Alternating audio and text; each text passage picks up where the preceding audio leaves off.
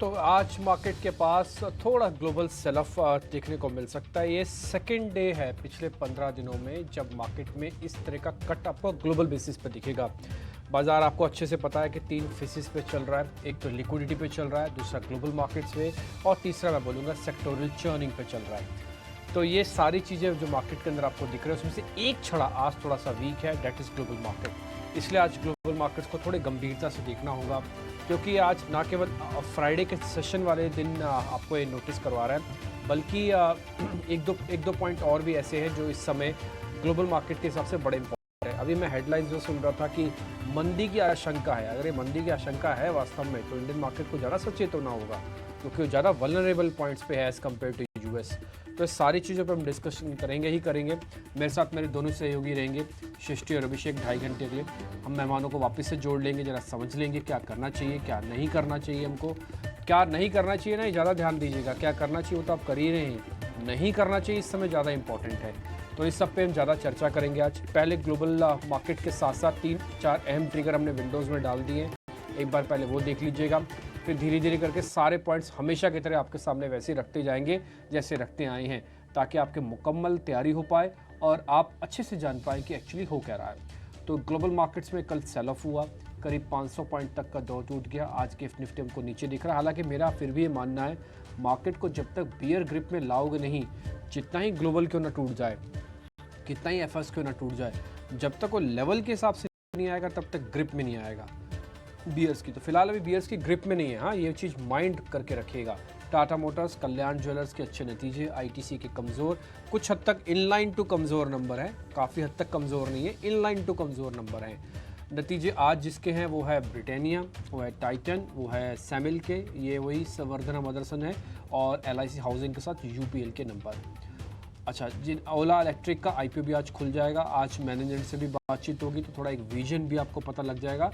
फिलहाल बड़े आईपीओ को कैसा रिस्पांस मिलता है और उसके बाद लिस्टिंग गेन कैसा हो सकता है, ये हम एक्सपर्ट से भी आपके सामने रख देंगे। तो इसलिए ओला को लेकर ना केवल एक्सपर्ट्स का व्यू बल्कि मैनेजमेंट का व्यू भी आपको मिलेगा इसी चैनल पे। और सीगल को स्वस्थ रिस्पॉन्स है, ये जानकारी अभी आईपीओ टीम ने हमको दी है। तो ये 4 अहम विंडोज़ के जरिए हमने ट्रिगर आपके सामने रख दिया। ग्लोबल मार्केट्स पे आते हैं। जरा ग्लोबल मार्केट में सेल ऑफ, यह जो वर्ड हम बार बार बोल रहे हैं कि मंदी की आशंका ये कितनी गंभीर है, एक बार सृष्टि कार्यक्रम को आगे बढ़ा रहे हैं और सृष्टि ये बात आपके सामने धीरे धीरे करके रखेंगे। सृष्टि जी हाँ, आज काफ़ी इम्पॉर्टेंट हो जाएगा देखना कि किस तरीके से ग्लोबल मार्केट्स पैन आउट होते हैं, क्योंकि ना ही कल हमने देखा कि यूएस बाजार कमज़ोर थे, पर आज सुबह एशिया बाज़ारों में भी भारी बिकवाली है और साथ ही गिफ्ट निफ्टी भी आपको एक 200 अंकों से ज़्यादा की गिरावट के साथ जो शुरुआत की तैयारी करते हुए दिखा रहा है। पर अभिषेक, आपसे समझना चाहेंगे कि किस तरीके के डेटा आए हैं यूएस में और किस तरीके की घबराहट देखने को मिल रही है यूएस बाज़ारों में, साथ ही कमोडिटी मार्केट में क्या कुछ एक्शन है?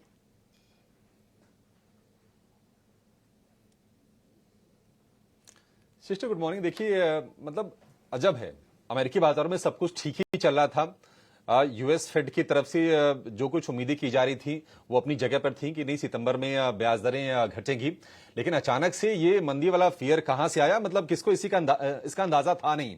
लेकिन कुछ आंकड़े ऐसे जरूर थे अमेरिकी बाजार में जो इंडिकेट कर रहे हैं कि नहीं, स्थितियां उतनी ठीक नहीं है इकोनॉमी की। और तमाम इकोनॉमिस्ट, तमाम मार्केट पार्टिसिपेंट्स ये भी कह रहे हैं कि शायद यूएस फेड की तरफ से दरों को घटाने में थोड़ी सी देर हो गई है, हो जानी चाहिए थी दरों में कटौती, अब तक सितंबर थोड़ा लेट हो जाएगा। और उसकी वजह यह कि आप देखिए, कुछ पॉइंट्स हैं आपके लिए मैंने निकाल के रखे हैं। बेरोजगारी दावे में अगस्त 2023 के बाद सबसे ज्यादा बढ़ोतरी हमने देखी है और ये आंकड़ा है 2.49 लाख, 2.5 लाख का ये आंकड़ा आया है। अनुमान था 2.35 लाख का, तो उससे ज्यादा ये आया है। दूसरी चीज ये आई है कि आईएसएम मैन्युफैक्चरिंग इंडेक्स जो है अनुमान से काफी ज्यादा वो कमजोर है, काफी ज्यादा ये इंडस्ट्रियल एक्टिविटी को दिखाता है। और जो आंकड़ा आया है वो आया है 46.8 का। 46.8 यानी 50 के नीचे का अगर कोई भी आंकड़ा है उसका सीधा सीधा मतलब होता है कि इकोनॉमिक एक्टिविटीज में कॉन्ट्रैक्शन हो रही है। तो ये एक चीज आ गई। तो ये दो चीजें कहीं ना कहीं थोड़ा सेंटिमेंट को खराब कर रही हैं और उसके चलते हमने देखा कि जो बॉन्ड है फरवरी के बाद पहली बार 10 साल की बॉन्ड यील्ड वो आ गई है 4% के नीचे। तो ये कुछ संकेत हम जरूर देख रहे हैं अमेरिकी बाजारों से। कल चौतरफा पिटाई, डाउ जोन्स करीब करीब 500 अंक टूटा। नेस्डेक की बात करें, वहां पर गिरावट और सीवियर थी। अगर आप परसेंटेज के लिहाज से देखेंगे 2% से ज्यादा की, 405 अंक नेस्डेक भी टूटा। स्मॉल कैप में वहां पर भी बिकवाली, कोई रिस्पाइट नहीं। रसेल 2000 जोन का इंडेक्स है, वहां पर हमने देखा कि 3% के आसपास की गिरावट रही। चौतरफा गिरावट ये हो रही है और ये कुछ ट्रिगर्स हैं। एशिया की बात करें, एशियन मार्केट्स का भी मूड खराब है। वॉल स्ट्रीट से जो भी क्यूज आए हैं उसको फॉलो कर रहे हैं। आप निकेई को देख लीजिए, वहां पर भारी गिरावट है, काफी ज्यादा 1600 अंकों की गिरावट है। हांगकांग, चाइना, कोरिया, ये तमाम बाजार आज आपको गिरते हुए दिख रहे हैं। और हमारा जो अपना घरेलू जो ट्रिगर है गिफ्ट निफ्टी, करीब करीब 225 अंकों के आसपास की गिरावट वहां पर भी है। 24,800 के आंकड़े वहां पर दिखेंगे। तो आज कहीं ना कहीं कश्मकश होगी कि क्या हम ग्लोबल क्यूज को फॉलो करें या अपनी इकोनॉमी की स्ट्रेंथ को हम फॉलो करें। क्योंकि आप देखिए जीएसटी कलेक्शन का डेटा आया है, जीएसटी कलेक्शन करीब 10% बढ़ा है और वो आंकड़ा है करीब करीब 1.82 लाख करोड़ रुपए का। एक मजबूत चीज ये है, एफआईज लगातार बेच रहे थे 3 दिन से। एक बाइंग आई है 2000 करोड़ रुपए के आसपास की कैश में, तो एक वो चीज सामने खड़ी है। तो देखना होगा कि नहीं ग्लोबल क्यूज कितने भारी पड़ते हैं। क्या अगर ये मंदी का संकेत है, क्या भारतीय बाजार शुरुआत में गैप डाउन खोल के क्या रिकवरी देंगे, उस पर निश्चित तौर पर नजर रहेगी। लेकिन ये आंकड़े आपके सामने 2089 करोड़ रुपए की एफआईज ने कल की बाइंग की है। ये हो गया ग्लोबल मार्केट के संकेत। जी, ग्लोबल मार्केट्स के एक बार जरा चार्ट आप मेरी स्क्रीन से दिखा सकते हैं प्रोड्यूसर साहब, आप दिखा पाएंगे? जरा नेस्डेक दिखाना और डाउ दिखाना। दो इंपॉर्टेंट ऑब्जर्वेशन है, मैं आपको ज़रूर यहाँ पे नोटिस करवाना चाहता हूँ। पहले तो नेस्डेक देखो, नेस्डेक के अंदर ना हल्का हल्का क्रैक आना शुरू हो रहा है और ये 50 दिन के एवरेज के नीचे है डेली बेसिस पर, आप ही देख रहे हैं। और ये सारा का सारा IT लेड है और अभी तक इंडियन मार्केट्स ने आउट परफॉर्मेंस दी है। ये मैं आपके लिए मार्क कर रहा हूँ, कायदा ये वाला एरिया है और ये पूरा खुला एरिया। अगर ये गिरावट बढ़ी तो ये 16,000 तक भी जा सकते हैं, जिसका डर है, जिसके बारे में एक वर्ड इस्तेमाल हो रहा है कि भी मंदी आ सकती है। तो मंदी का पहला सूचक ये है कि आप 16,000 को टेस्ट करने जाओगे और मंदी का कंफर्मेशन ये है कि आप 16,000 से भी नीचे चले जाओगे, क्योंकि तेज़ी यहीं से ही शुरू हुई थी। आप ये वाला मार्क मैं आपके लिए फिर से कर देता हूँ, आप इसको चेक करेंगे।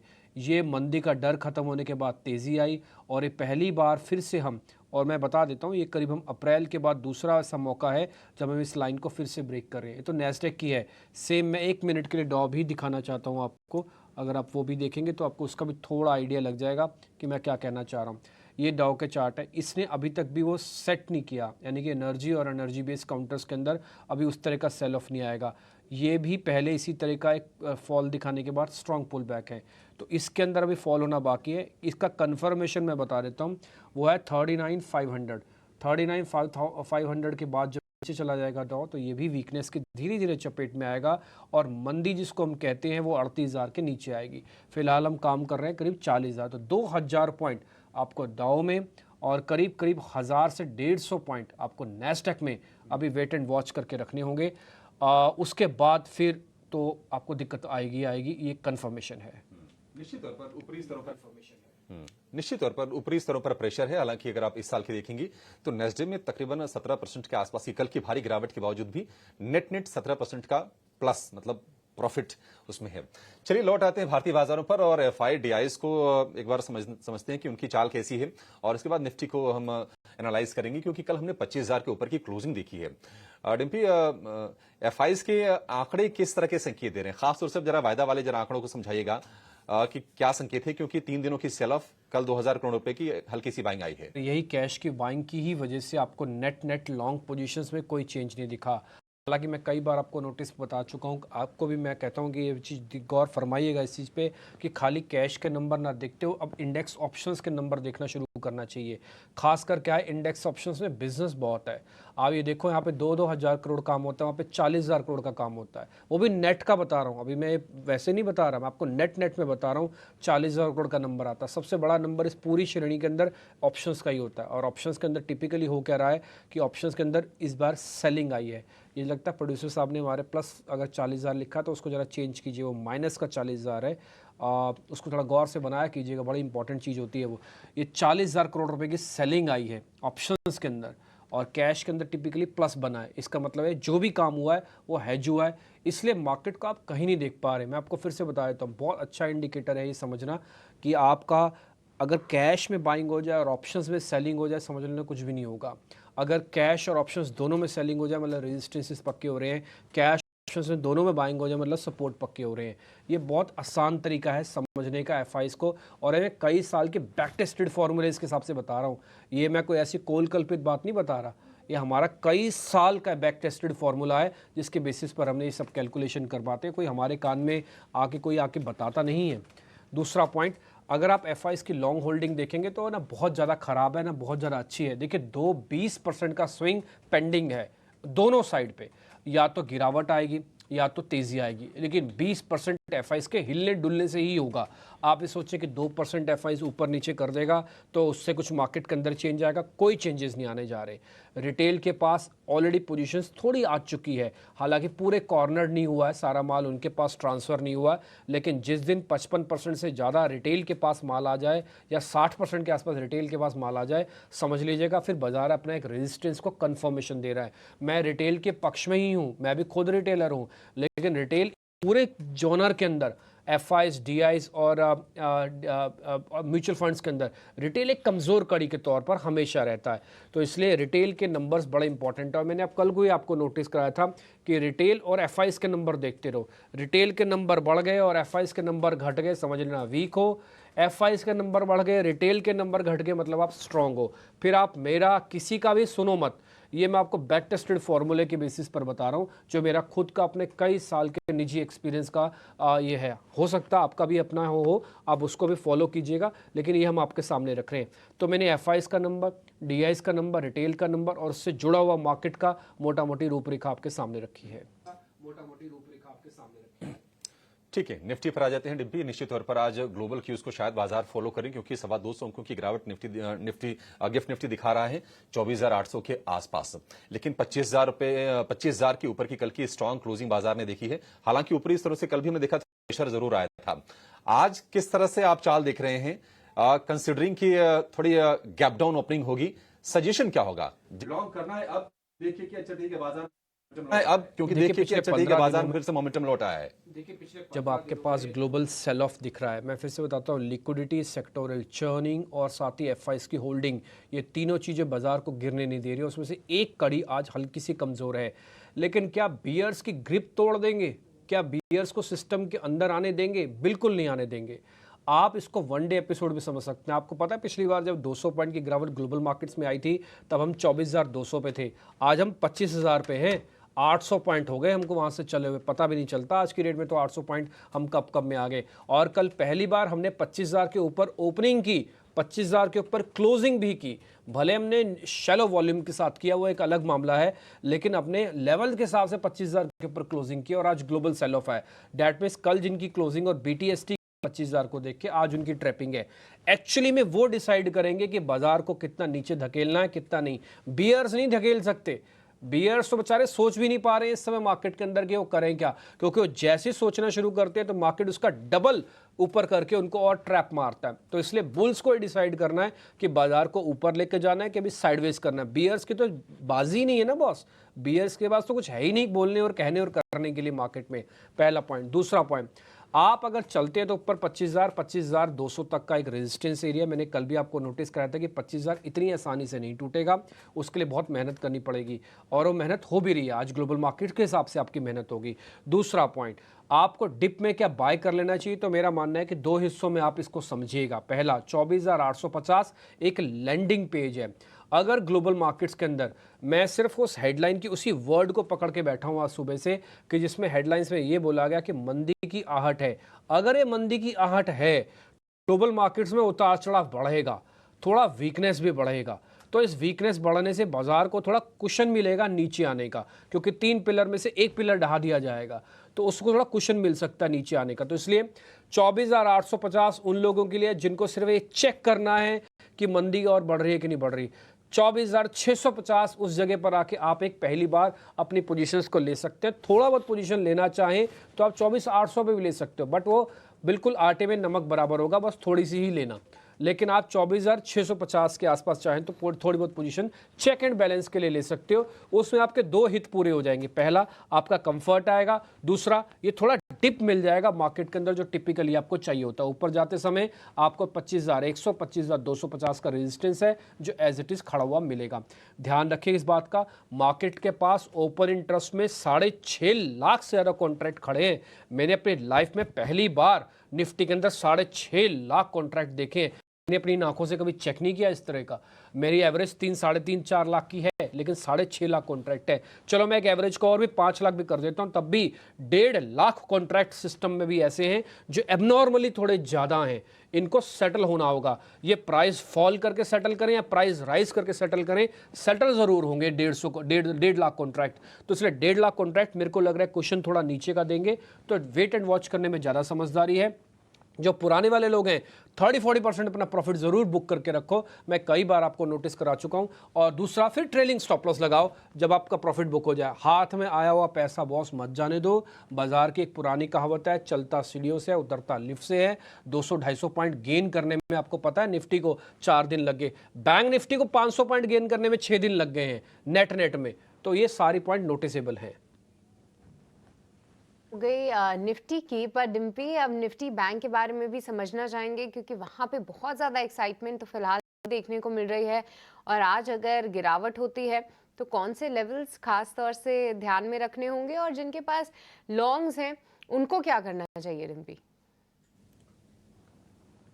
देखिए, बैंक निफ्टी ऑलरेडी वैसे भी निफ्टी से ज़्यादा वीक है। मैंने आपको कई बार ये नोटिस कराया कि निफ्टी ने तो 25,000 लगा दिया, लेकिन बैंक निफ्टी का ऑल टाइम हाई 53,000 समथिंग का है।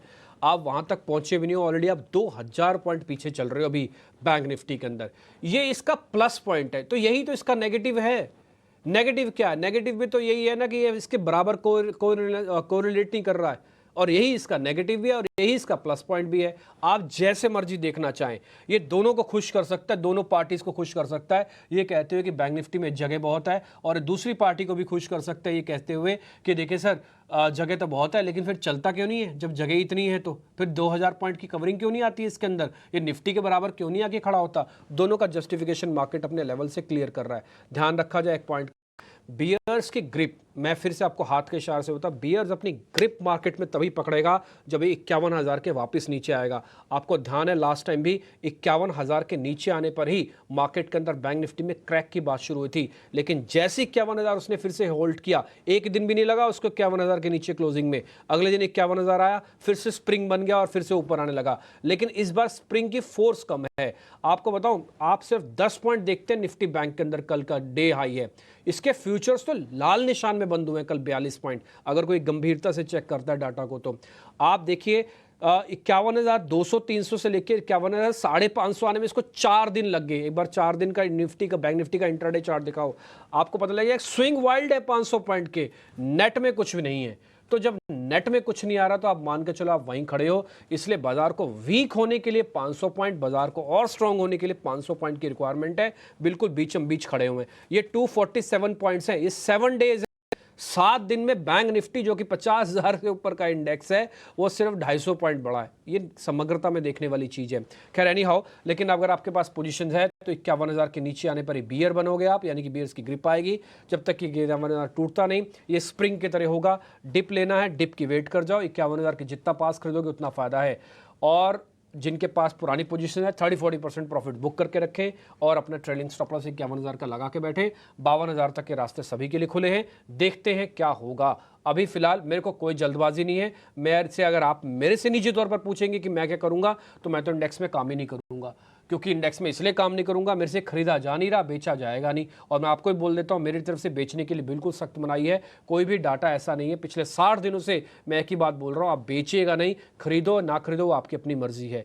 शॉर्ट दोनों में नहीं करना। मेहमानों का पूरा पैनल जुड़ चुका है, 8:20 हो चुके हैं। 8:20 तक सारा विश्लेषण हम करके कंप्लीट करके आपके सामने रख देते हैं। संतोषीना, बहुत बहुत शुक्रिया, थैंक यू वेरी मच समय देने के लिए। अंशुल जैन जी नमस्ते, बहुत शुक्रिया।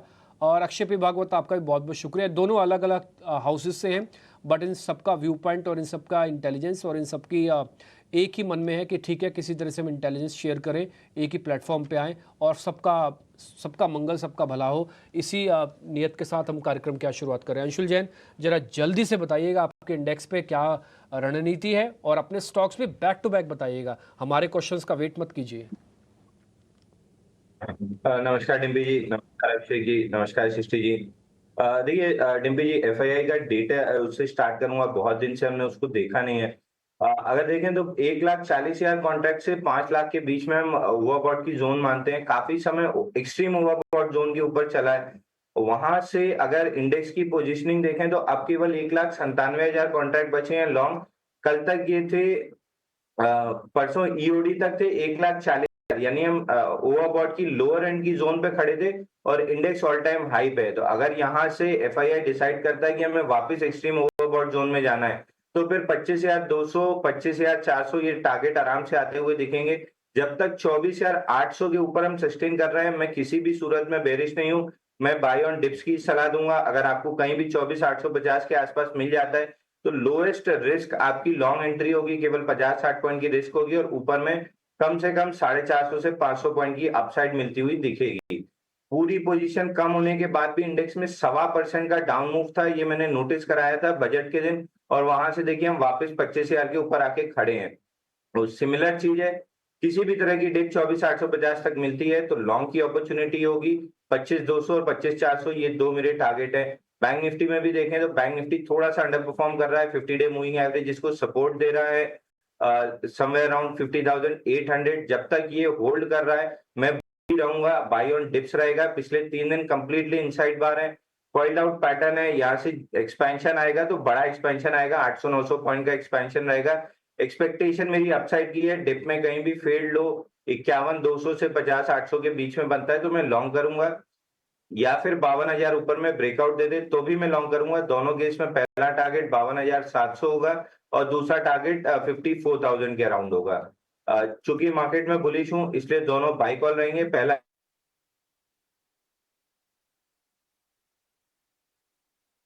कंप्लीटली जी, कॉइल्ड अंशुल जी, है। ब्रेकआउट मिलता है 2994 के ऊपर तो बड़ा ब्रेकआउट होगा। फिलहाल करंट मार्केट प्राइस से बाई करके चलना चाहिए। 2958 का स्टॉप लॉस रहेगा और 3038 का टारगेट रहेगा। दूसरा है ओएनजीसी, यहाँ पे बड़ा ब्रेकआउट था 57 डेज का, उसके बाद मूव लिया है वापस कप एंडल पैटर्न और एक फ्लैगिश काइंड ऑफ पैटर्न ज्यादा बन रहा है। 75 मिनट चार्ट पे देखें तो क्लियर फ्लैग पैटर्न है, तो इसको भी करंट मार्केट 341.50 से बाई करना चाहिए।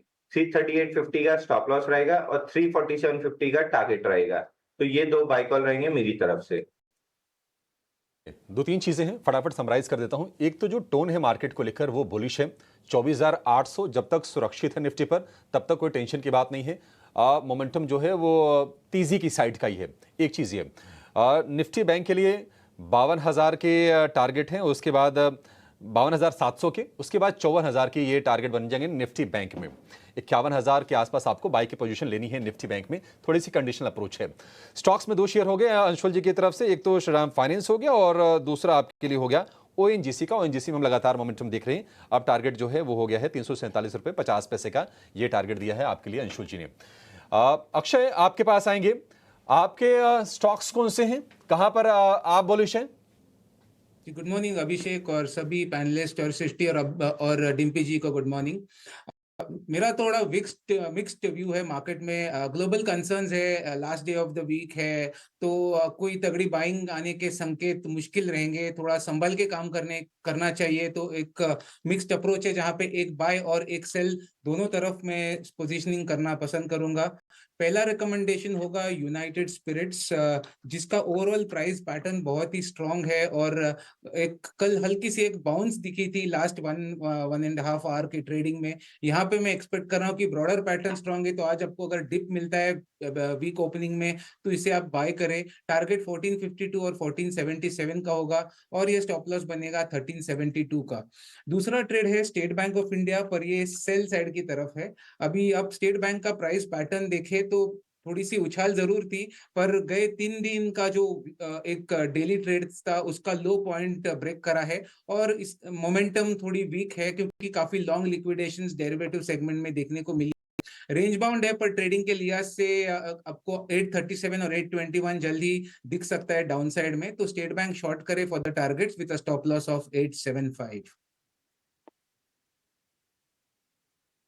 एसबीआई यहाँ पे सेल कर सकते हैं। देखिए अब कुछ आपको दोनों ही साइड के व्यूज़ बना के चलने चाहिए और साथ ही दोनों ही साइड के ट्रेड्स भी आप ले सकते हैं। एसबीआई यहाँ पे बैंकिंग मेजर आप यहाँ पे शॉर्ट कर सकते हैं। साथ ही यूनाइटेड स्पिरिट्स हम देख रहे हैं कि लिकर काउंटर्स में ज़बरदस्त मोमेंटम है, कई समय से अच्छा प्रदर्शन कर रहे हैं। अब जो टारगेट्स निकल कर आ रहे हैं इसके लिए 1452 और 1477, 1372 का यहाँ पे आपको स्टॉप लॉस लगाना है। चलिए अब संतोष के पास चलते हैं। संतोष, वेरी गुड मॉर्निंग, बताइए आपके स्टॉक कॉल्स कहाँ पे हैं? Yes Srishti, good morning and good morning to everyone. So मैं शुरुआत एक मार्केट की फेमस सेइंग के साथ करना चाहूंगा कि market makes the opinion, opinion doesn't make the market. हम ग्लोबल मार्केट्स को देखें तो पहले जब डेटा खराब आते थे और मार्केट चलता था तो हम कहते थे कि मार्केट खुश हो रहा है because of rate cut expectation. अब डेटा खराब आए और मार्केट में सेल ऑफ आया तो एक रिसेशन का या स्लो डाउन का खतरा बढ़ रहा है, तो मार्केट में ये चलता रहता है। यूएस मार्केट में तो कंसर्न है, बट मेजर कंसर्न मुझे लगता है यूरोप मार्केट पे रखना चाहिए। वहां के आप चार्ट देखोगे, डेक्स वगैरह, तो वहाँ मेजर कंसर्न बन रहे हैं। हालांकि हमारे मार्केट आउट परफॉर्म कर रहे हैं, तो देखना होगा कि हमारा आउट परफॉर्मेंस कितने दिन तक चलता है। तो अब हमारे यहाँ इंडेक्स पे अभी कोई सलाह नहीं है। स्टॉक स्पेसिफिक मेरी भी अप्रोच मिक्स रहेगी। पहला मैं एसईसी के साथ सेल के साथ जाना चाहूंगा। यहाँ पर कल एक छोटे टाइम फ्रेम में एक हेड एंड शोल्डर फॉर्मेशन का ब्रेकडाउन आया है और कल एक ब्रोकरेज डाउनग्रेड भी आया था, तो यहाँ पर सेल करने की सलाह रहेगी। 2380 का टारगेट रहेगा, 2525 का स्टॉप लॉस रहेगा। एक बाई साइड मेरा स्टॉक रहेगा जहां पर रिलेटिव स्ट्रेंथ भी है और शायद न्यूज फ्लो का भी सपोर्ट रहे। मयूर यूनिकॉर्न टेक्निकल स्ट्रक्चर काफी बुलिश है, स्टॉक में एक ब्रेकआउट आया था, कंसोलिडेशन के बाद एक फ्लैग फॉर्मेशन का फिर से ब्रेकआउट देखने को मिल रहा है। यहाँ पर शायद एक बायबैक का भी अनाउंसमेंट हो सकता है, तो यहाँ पर 700 का टारगेट रहेगा, 625 का स्टॉप लॉस रहेगा। ये संतोष सर, ये मयूर यूनिकोटस की जो बैठक है बोर्ड की कब है? 6 तारीख को है कि 8 तारीख को है? 8 अगस्त को है कि 6 अगस्त को है? आपको ध्यान है इसकी बोर्ड बैठक है जिसमें बायबैक की अनाउंसमेंट आएगी? सॉरी डिम्पी जी, मेरी आवाज एक बार चेक करके बताना, मेरे को लग रहा है 6 या 8 में से किस दिन एक है। सॉरी एक बार आप डिम्पी, देख लेना, मैं ही देख लूंगा, नहीं तो मैंने कल ही एक्चुअली में पढ़ रहा था इसके बारे में। आपकी आवाज ब्रेक हो गई थी, प्लीज रिपीट द क्वेश्चन। हाँ, मैं ये कह रहा था संतोष सर, ये मयूर यूनिकॉर्टर की जो बोर्ड बैठक है ये 6 तारीख को है को 8 तारीख को है? जरा चेक करना है इसके रिजल्ट्स कब है, उसी दिन होने हैं। नहीं तो बोर्ड की बैठक है जो बायबैक वाली हो रही है। यस, इसकी 8 तारीख को डेट मीटिंग याद है। है तो मेरे को बताओ, नहीं तो मैं बताता हूँ। 8 अगस्त को है, 8 8 अगस्त तारीख को। को है ना? ठीक है सर, ठीक है सर, बस यही कंफर्म करना था कि 8 तारीख को है ये। तो 8 तारीख को देखो इस पर बायबैक आ सकता है। ये 8 अगस्त को है, हमने एक खबर भी दिखा दी आपके सामने, ये इंपॉर्टेंट है। 8 तारीख को जो बोर्ड की बैठक होने जा रही है इसको मार्क कर लेना। जैसे हमने आपको कल गोवा कार्बन के बारे में बताया था, उसके 6 तारीख को नंबर आया तो कल वो शेयर चला था 1 मिनट के लिए और करीब 25, 30, 40 रुपये तक ऊपर गया था। तो जहाँ पे भी रिजल्ट्स अभी पेंडिंग है और बोर्ड की बैठक में कुछ इंपॉर्टेंट होने जा रहा है ना, सारे के सारे शेयर इंपॉर्टेंट हो जाती हैं। तो मयूर यूनिकोटस हो गया सर की बाय, सेल हो गया एसीसी। देखो बड़े शेयर वापस आ रहे हैं मार्केट के अंदर सेल होने के लिए। दूसरा यूनाइटेड स्पिरिट्स सर ने बताया है आपको, अक्षय पी भागवत ने, और उन्होंने भी एसबीआई शॉर्ट आपको बताया है। तो कोई भी ऐसा शेयर शॉर्ट नहीं हो रहा कि जहाँ पे कैश का शेयर हो। टिपिकली शॉर्ट फ्यूचर्स के शेयर मिल रहे हैं आपको, तो ये हेज करने का सबसे बढ़िया तरीका है। और अंशुल जैन आपको बता रहे हैं श्रीराम फाइनेंस और ओएनजीसी, इनके दोनों बाय शेयर्स हैं। तो कुल मिला के 6 शेयर हो गए, 6 में से 2 सेल हो गए, 4 बाय हो गए। रेशियो अभी भी 1:2 की है। लेकिन एक पॉइंट है जो मैं संतोष सर के साथ जाऊंगा, मैंने डेक्स के चार्ट भी लगाए हैं स्क्रीन पर, अगर आप 1 मिनट के लिए दिखाएंगे। ये बात सच है कि यूएस से ज़्यादा वल्नरेबल सिचुएशन में इस समय यूरोप है। यूरोप के चार्ट्स थोड़े वीक हैं। ऐसा ना हो कि धीरे धीरे का मंदी गिरफ्त में आए और यूएस में भी प्रॉब्लम आए, जैसे मैंने आपको शुरुआत में बताया। और अभिषेक जी तो ग्लोबल मार्केट्स को ट्रैक करते हैं, उन्होंने आज हेडलाइन में अगर ये वर्ड डाला है कि मंदी की आहट है तो कुछ सोच के ही डाला होगा, ये ऐसे कोल कल्पित बात नहीं है। तो इसको आप ध्यान रखिएगा इस बात को, ये सिर्फ नोटिस करवाने वाली चीज़ है, ना ही डराने वाली, ना ही ऐसा कोई बड़ा बताने वाला, सिर्फ नोटिस करवाने वाली चीज़ है। खैर हम आगे बढ़ते हैं और अपने सहयोगी शरद को मैं अपने साथ जोड़ लेता हूँ। 2 हिस्सों में उनसे क्वेश्चन लेते हैं, पहला एक तो अर्निंग्स, दूसरा फिर स्टॉक्स टू वॉच उनसे पता कर लेते हैं। शरद गुड मॉर्निंग, बताइए जरा आपकी अर्निंग्स क्या कह रही हैं आज की? जी बिल्कुल, अगर अर्निंग्स की बात करें डिम्पी, तो ऑफकोर्स 2 निफ्टी के जो अर्निंग्स है उस पर फोकस रखेंगे। सबसे पहले मैं बात करूंगा टाटा मोटर्स का। तो यहाँ पे जो है लार्जली हम कह सकते हैं गुड सेट ऑफ नंबर्स आए हैं, रेवेन्यू इनलाइन है, लेकिन बाकी सारे नंबर्स जो हैं अबव एस्टिमेट्स आए हैं। और याद रखिए जो कंपनी ने कहा है कि जो डीमर्जर होने वाले टाटा मोटर्स के 2 अलग एंटिटीज़ में वो 12 से 15 महीना लगेगा। JLR का सेगमेंट में भी एबिट मार्जिन में जो है लगभग 30 बेसिस पॉइंट्स का उछाल आया है। आउटलुक के हिसाब से उन्होंने कहा कि जो Q2 Q3 के जो प्रोडक्शन आउटलुक है तो समर में शटडाउन होता है तो उसके कारण थोड़ी इम्पैक्ट आ सकती है। ITC के कमज़ोर नतीजे आए हैं जहाँ पे मार्जिन्स और पैट में मिस किया गया है। हालांकि एग्री बिजनेस में एक पॉजिटिव सरप्राइज़ आई है और सिगरेट वॉल्यूम का जो ग्रोथ है वो 2 से 3% का है।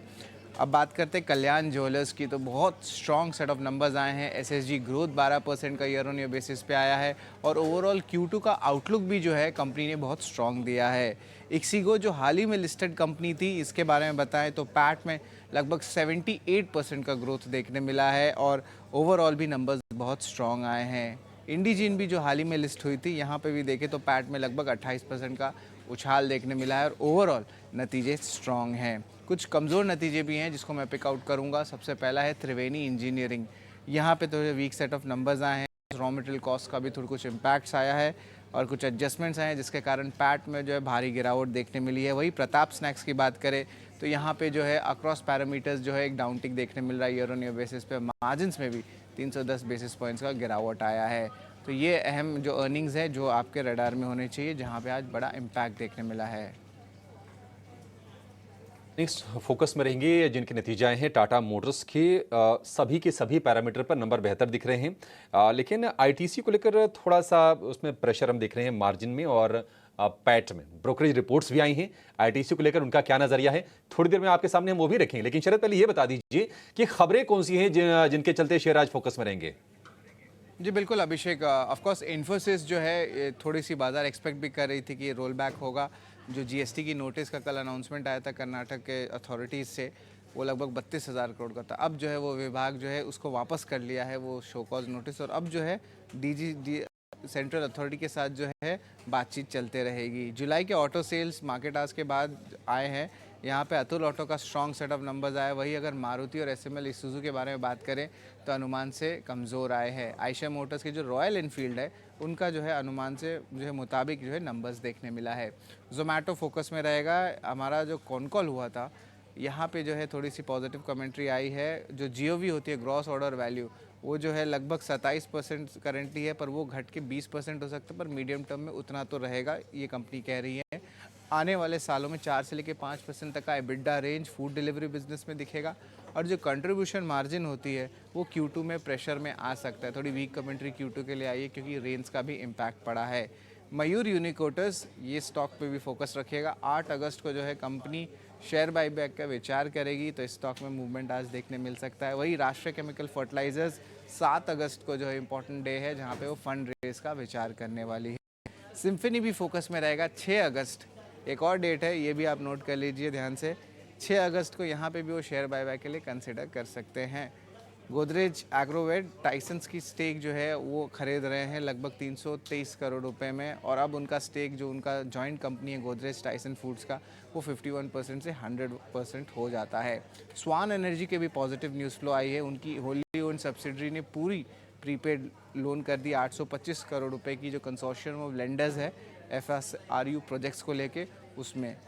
नेस्ले इंडिया 706 करोड़ रुपए डाली है उनकी JV डॉक्टर रेड्डीज लैब्स के साथ, और ये JV जो है फंड करेगा नेस्ले इंडिया का जो एग्जिस्टिंग मेडिकल न्यूट्रिशन और न्यूट्रास्यूटिकल बिजनेस है उसको लेके, जो करार डॉक्टर रेड्डीज के साथ उन्होंने किया। और आखिर में मोरपेन लैब फोकस में रहेगा।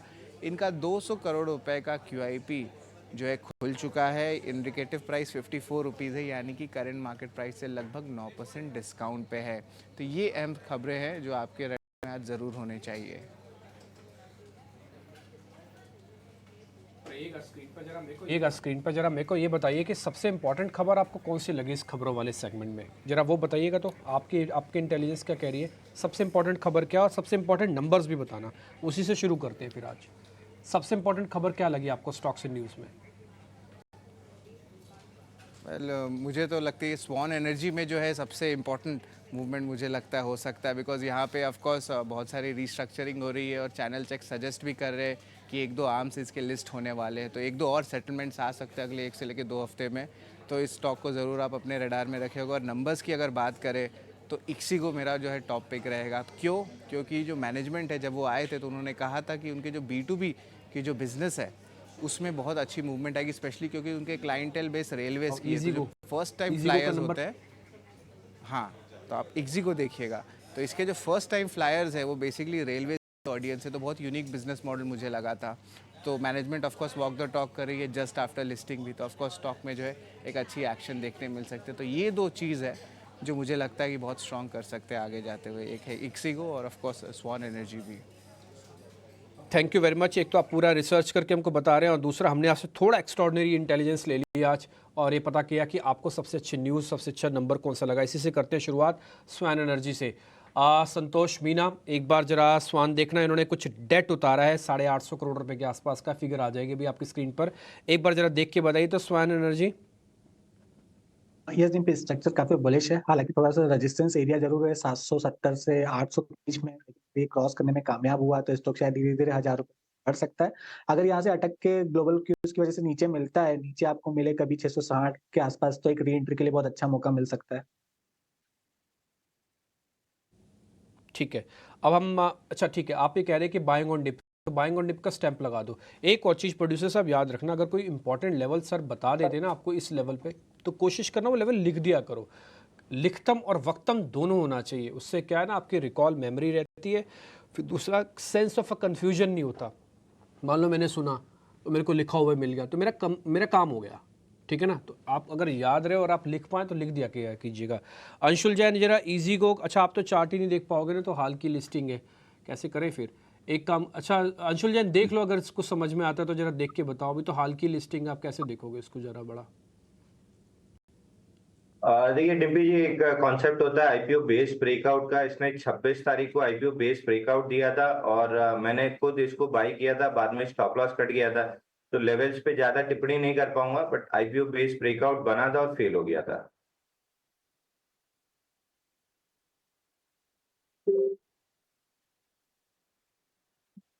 एग्जीक्यू को लेकर ये व्यू 169 रुपए का भाव है, आज ये फोकस में रहेगा नंबर्स के चलते। लेकिन इन्फोसिस को लेकर कल जो बड़ी नेगेटिव खबर आई थी, जिसके चर्चा भी हो रही थी कि काफी ज्यादा नेगेटिव है, लेकिन हमने बहुत ज्यादा तवज्जो उसको नहीं दी और बाजार ने भी उसको बहुत ज्यादा तवज्जो नहीं दी। मतलब 32,000 करोड़ रुपए का टैक्स डिमांड का नोटिस जीएसटी की तरफ से और स्टॉक गिरा 1% के आसपास। अब कर्नाटक जीएसटी विभाग ने कारण बताओ नोटिस को वापस ले लिया है। मतलब ये इसको क्या कहें, ये इतनी अगंभीर था। मतलब या तो आपने सोचा अच्छे से नहीं, आपने नोटिस भेजने से पहले आपने अपने जो भी कहते हैं ना कि होमवर्क, वो अच्छे से नहीं किया और उसके बाद नोटिस भेज दिया, एक दिन के अंदर ही वापस भी ले लिया। इन्फोसिस को लेकर जरा आप अक्षय जी बताइए, क्या करें इस शेयर में? कल की 1% की करेक्शन शेयर ने दी है, हालांकि लगातार मोमेंटम में था, 14-15% महीने भर में शेयर चढ़ चुका था ये। जी, अब अगर कल की प्राइस एक्शन देखें, जहां से थोड़ी सी सेलिंग आई थी, वो बहुत ही अहम रेजिस्टेंस है, क्योंकि 2022 मार्च में 1900 के स्तर छुए थे और वहां से एक मेजर करेक्शन हुआ था 1200 तक। तो बहुत ही अहम रेजिस्टेंस है 1900 से लेके 1925 का जोन। ये जब तक क्लियर ना करे तो टेक्निकली तो यहाँ पे एक बाय पोजीशन नहीं बनाना चाहिए। और अगर आप शॉर्ट टर्म मोमेंटम रीडिंग्स भी देखें तो गए 3 दिन का हल्का सा एक कल ब्रेकडाउन करा था, तो एक शॉर्ट टर्म मोमेंटम रीडिंग थोड़ा सा वीक है। वापस सुधरने के लिए कम से कम 1880 ब्रेक करना जरूरी है, जहां पे 30-40 रुपए की तेजी बन सकती है। तो मैं कहूंगा कि जिस तरीके पे पोजीशन इन्फोसिस पोजिशनली तो अभी बाय नहीं बन रहा है, मोमेंटम सुधरने के लिए 1880 क्रॉस करना जरूरी है, या बाय ऑन डिप्स आपको करना है तो 1775 के लिए आप वेट कीजिए, वो स्तर सही रहेगा री एंट्री के लिए। ठीक है, तो इन्फोसिस बाय ऑन डिप्स, यहाँ पे आपको ये रणनीति अपनानी है। पर अब कुछ नतीजों में देखें तो टाटा मोटर्स के भी नतीजे जो है मार्केट बंद होने के बाद आए और हमने देखा कि हालांकि ऑपरेशनली नंबर्स जो हैं वो काफ़ी अच्छे थे, पर मैनेजमेंट की जो थी ना उसने बहुत ज़्यादा सपोर्ट नहीं किया, क्योंकि वो कह रहे हैं कि जो जेला डिवीजन है अभी तक जिसने अच्छा प्रदर्शन किया है, अब कुछ प्लांट शटडाउन्स के चलते Q2 और Q3 में जो है इनके प्रोडक्शन आंकड़ों पे जो है इम्पैक्ट आएगा। और साथ ही हमने इस बार भी देखा कि इंडिया बिजनेस में जो passenger vehicle commercial vehicle segment है वहाँ पर भी जो है मार्जिन्स गिरते हुए ही दिखे तिमाही दर तिमाही। एक बार अंशुल आपसे समझना चाहेंगे, क्या टाटा मोटर्स आपको लगता है कि थोड़ा करेक्ट हो सकता है या फिर आज प्रेशर में रह सकता है, और कोई लेवल्स जो कि आपको ध्यान में रखने हैं? बिठा दो सन्नी। देखिए 24 डेज का एक फ्लैट बेस फॉर्मेशन था जिससे ब्रेकआउट आया था 1065 पे 920 1065 की रेंज थी, तो लगभग 1250 इसका टारगेट है। अगर आज के सेशन में नेगेटिवली रिएक्ट भी करता है तो एक सपोर्ट जोन है 1109 रुपए पे, अगर वो टूटती है तो 1065 एक्सट्रीम मेन सपोर्ट है। ये दोनों लेवल्स पे बाइंग बनेगी, 1200 1250 तक की अपसाइड मिलती हुई दिख रही है। 94 डेज का फ्लैट बेस ब्रेकआउट है तो फेल होने की पॉसिबिलिटी काफी कम दिख रही है। बाय ऑन डिप्स की सलाह रहेगी 1109 और 1065। 1209 और 1065 यहाँ पे आप ध्यान रखिए। आज कमज़ोर बाजार की शुरुआत के साथ हो सकता है कि टाटा मोटर्स में भी एक डिप दिखे, और अगर ये निचले स्तरों पे मिलता है तो आपको वहाँ पे बाई की रणनीति बतानी है। पर चलिए अब आगे बढ़ेंगे और आइए समझते हैं कि ब्रोकरेजेस की रिपोर्ट आज कहाँ पे है। नतीजों के बाद कई सारे ब्रोकरेजेस के चेंजेस आते हैं, वो समझ लेते हैं। और जिन्हें हमारे साथ जुड़ चुके हैं पूरी लिस्ट लेकर। जिन्हें जी, तो सन फार्मा स्टॉक पहला फोकस में रहेगा। गोल्डमैन सैक्स ने जो अपनी सेल रेटिंग बरकरार रखी है और उनका जो टारगेट प्राइस है उन्होंने हाइक किया है 1450 रुपीज़ पर। उनका मानना है कि जो इंडिया ग्रोथ स्टोरी है वो स्पेशलिटी बिजनेस को मास्क कर रही है। वही अगर हम ग्लोबली देखें तो जो स्पेशलिटी बिजनेस है वहाँ पे हमें स्लो डाउन आ रहा है। वहीं इंडिया की बिज़नेस है वो भी अभी उन्हें सॉफ्ट नज़र आती हुई दिख रही है। और जहाँ पे हम यूएस की जेनरिक बिज़नेस की बात करें तो वहाँ पे भी उन्हें स्लो डाउन दिख रहा है। तो इसी के चलते उनका मानना है कि जो वैल्यूएशंस है वो मल्टीपल रिस्क जो है फैक्टर इन नहीं कर रहे हैं। Next stock Adani ports focus में रहेगा। जेफरीज ने जो है अपना बाय रेटिंग मेंटेन किया, उनका जो टारगेट प्राइस है वो हाइक करके कर दिया है 1910 रुपीज़।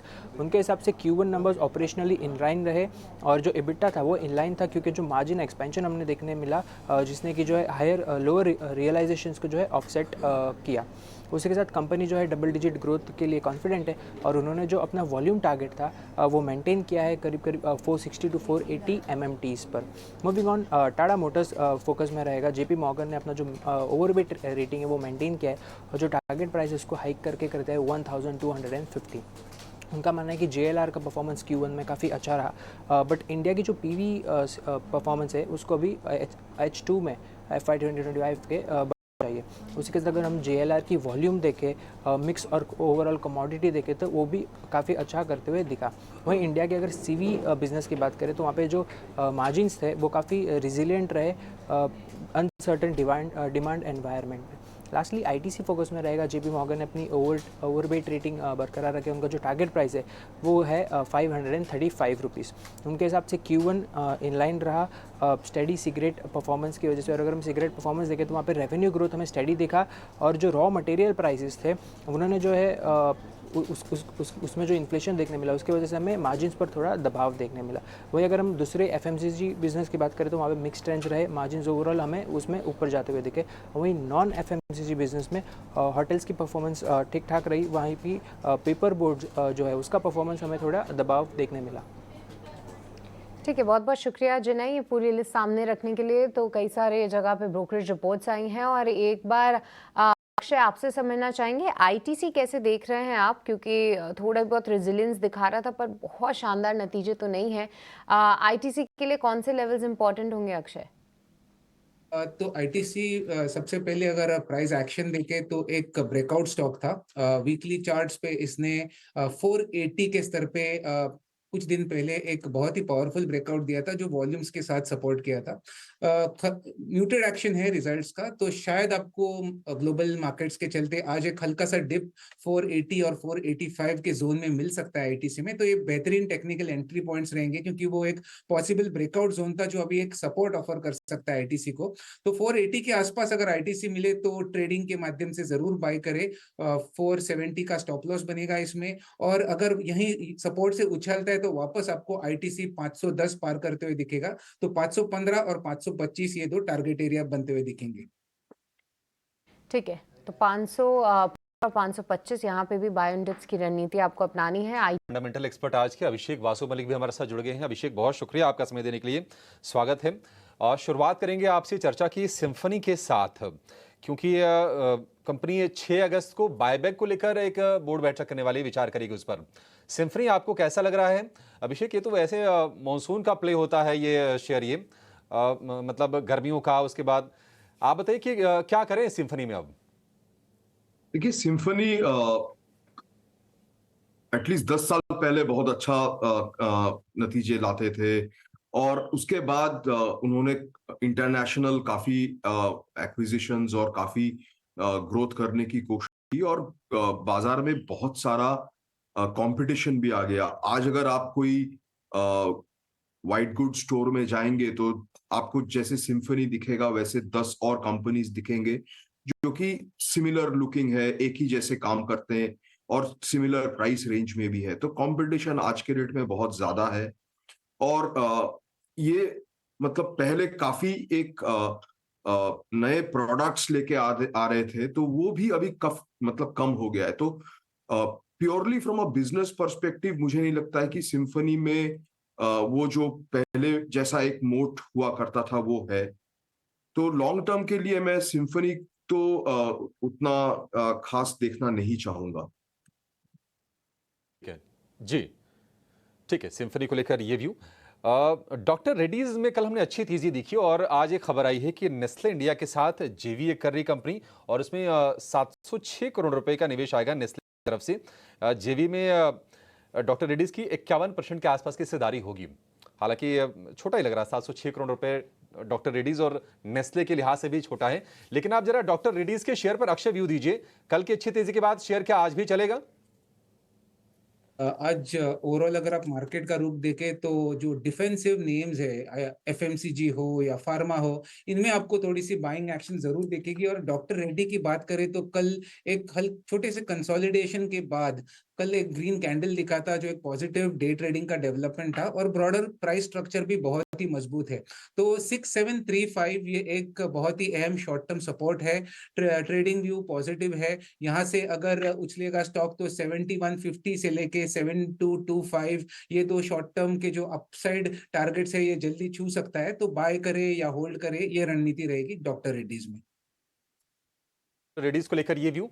अंशुल जी, आप ये बताइए, देखिए पावर में क्या है ना कि सारी जो शेयर्स हैं फिर से एक साथ चल रहे हैं। जो ट्रांसमिशन वाले हों या डिस्ट्रीब्यूशन वाले हों, ग्रिड वाले हों, सब चल रहे हैं। कंफ्यूजन थोड़ा ज्यादा है। आप बताएंगे कि अगर किसी को चुनना हो ट्रेड के लिहाज से, पावर ग्रिड हो गया, सीएससी हो गया, और भी शेयर्स हैं, कौन सा शेयर आपको बेहतर लग रहा है चार्ट पे? देखिए अभिषेक जी, जब कंफ्यूजन हो तो लीडर्स के साथ जाना चाहिए। लीडर्स कभी डिसअपॉइंट नहीं करते हैं।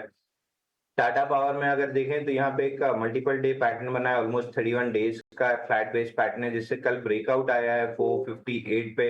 तो कल का लो काफी इंपॉर्टेंट हो जाता है। अब यहाँ 453 450 के स्टॉप लॉस से अगर इसको लॉन्ग करते हैं तो हाई लाइकली है कि एक हफ्ते 1.5 हफ्ते में ये 490 495 का टारगेट दे देगा। दूसरा सेकंड बेस्ट काउंटर आता है अदानी पावर, जिसमें लास्ट टाइम मैं रिकमेंड कर रहा था कि 3 महीने की इनसाइड बार है। 580 पे ब्रेकआउट है। वहां से पहला टारगेट 900 का अचीव हो गया था। उसके बाद से बहुत शैलो पुल बैक रहा है। ऑलमोस्ट 45 डेज हो गए हैं यहाँ पे शैलो पुल बैक है। अब ये स्टॉक में फ्रेश मोमेंटम दिख रहा है, 756 निकलता है तो अदानी पावर में भी लॉन्ग कर सकते हैं। ऊपर में पहला टारगेट 900 रुपए का था, वो वापस आएगा, और उसके बाद जो सेकंड टारगेट रह गया था 580 के ब्रेकआउट का 1200 रुपए, वो अचीव होता हुआ दिखेगा। तो अगर आपका स्लाइटली लॉन्ग टर्म एक 6-8 महीने का व्यू है तो अदानी पावर ले लीजिए, 1200 रुपए मिलेगा। अगर 1 से 2 हफ्ते का व्यू है तो टाटा पावर ले लीजिए, 490 499 के टारगेट्स मिल जाएंगे। वैसे अदानी पावर और साथ ही टाटा पावर, हमने कल भी डिस्कस किया था टाटा पावर के बारे में, काफ़ी शानदार तेज़ी वहाँ पे आती हुई दिख रही है। तो ये दोनों ही काउंटर्स पे आप नज़र ज़रूर रखें। इसके अलावा कुछ और भी काउंटर्स हैं, जिनमें से एक recently listed play Indegene limited. एक बार अभिषेक जी आपसे समझना चाहेंगे, क्योंकि ये फार्मा स्पेस में फिर से ट्रैक्शन लौट रहा है। कल भी हमने लुपिन जैसे काउंटर्स को बहुत अच्छा प्रदर्शन करते हुए देखा, पर खास इंडीजीन, क्या आप इसे ट्रैक करते हैं और आप बता पाएंगे कैसे रहे इसके नंबर्स, और क्या आपका नजरिया है इस पे? देखिए, मैं इंडीजीन खासकर इसको ट्रैक नहीं करता, बट ओवरऑल फार्मा सेक्टर में काफी तेजी है, काफी अच्छा काम हो रहा है। इंडीजीन का अगर मैं नंबर्स जस्ट देखूं तो नंबर्स उतने अच्छे क्वार्टर ऑन क्वार्टर नहीं आए हैं। हालांकि ईयर ऑन ईयर ग्रोथ काफी अच्छा रहा है। प्रॉफिट्स 68 करोड़ से अभी 88 करोड़ जहां तक मुझे याद है आ गया है। सो ग्रोथ तो आ रहा है। अभी उनका जो डिटेल्स है वो उन डिटेल्स मुझे एग्जैक्टली नहीं पता है, तो वो मुझे देखना पड़ेगा। ठीक है।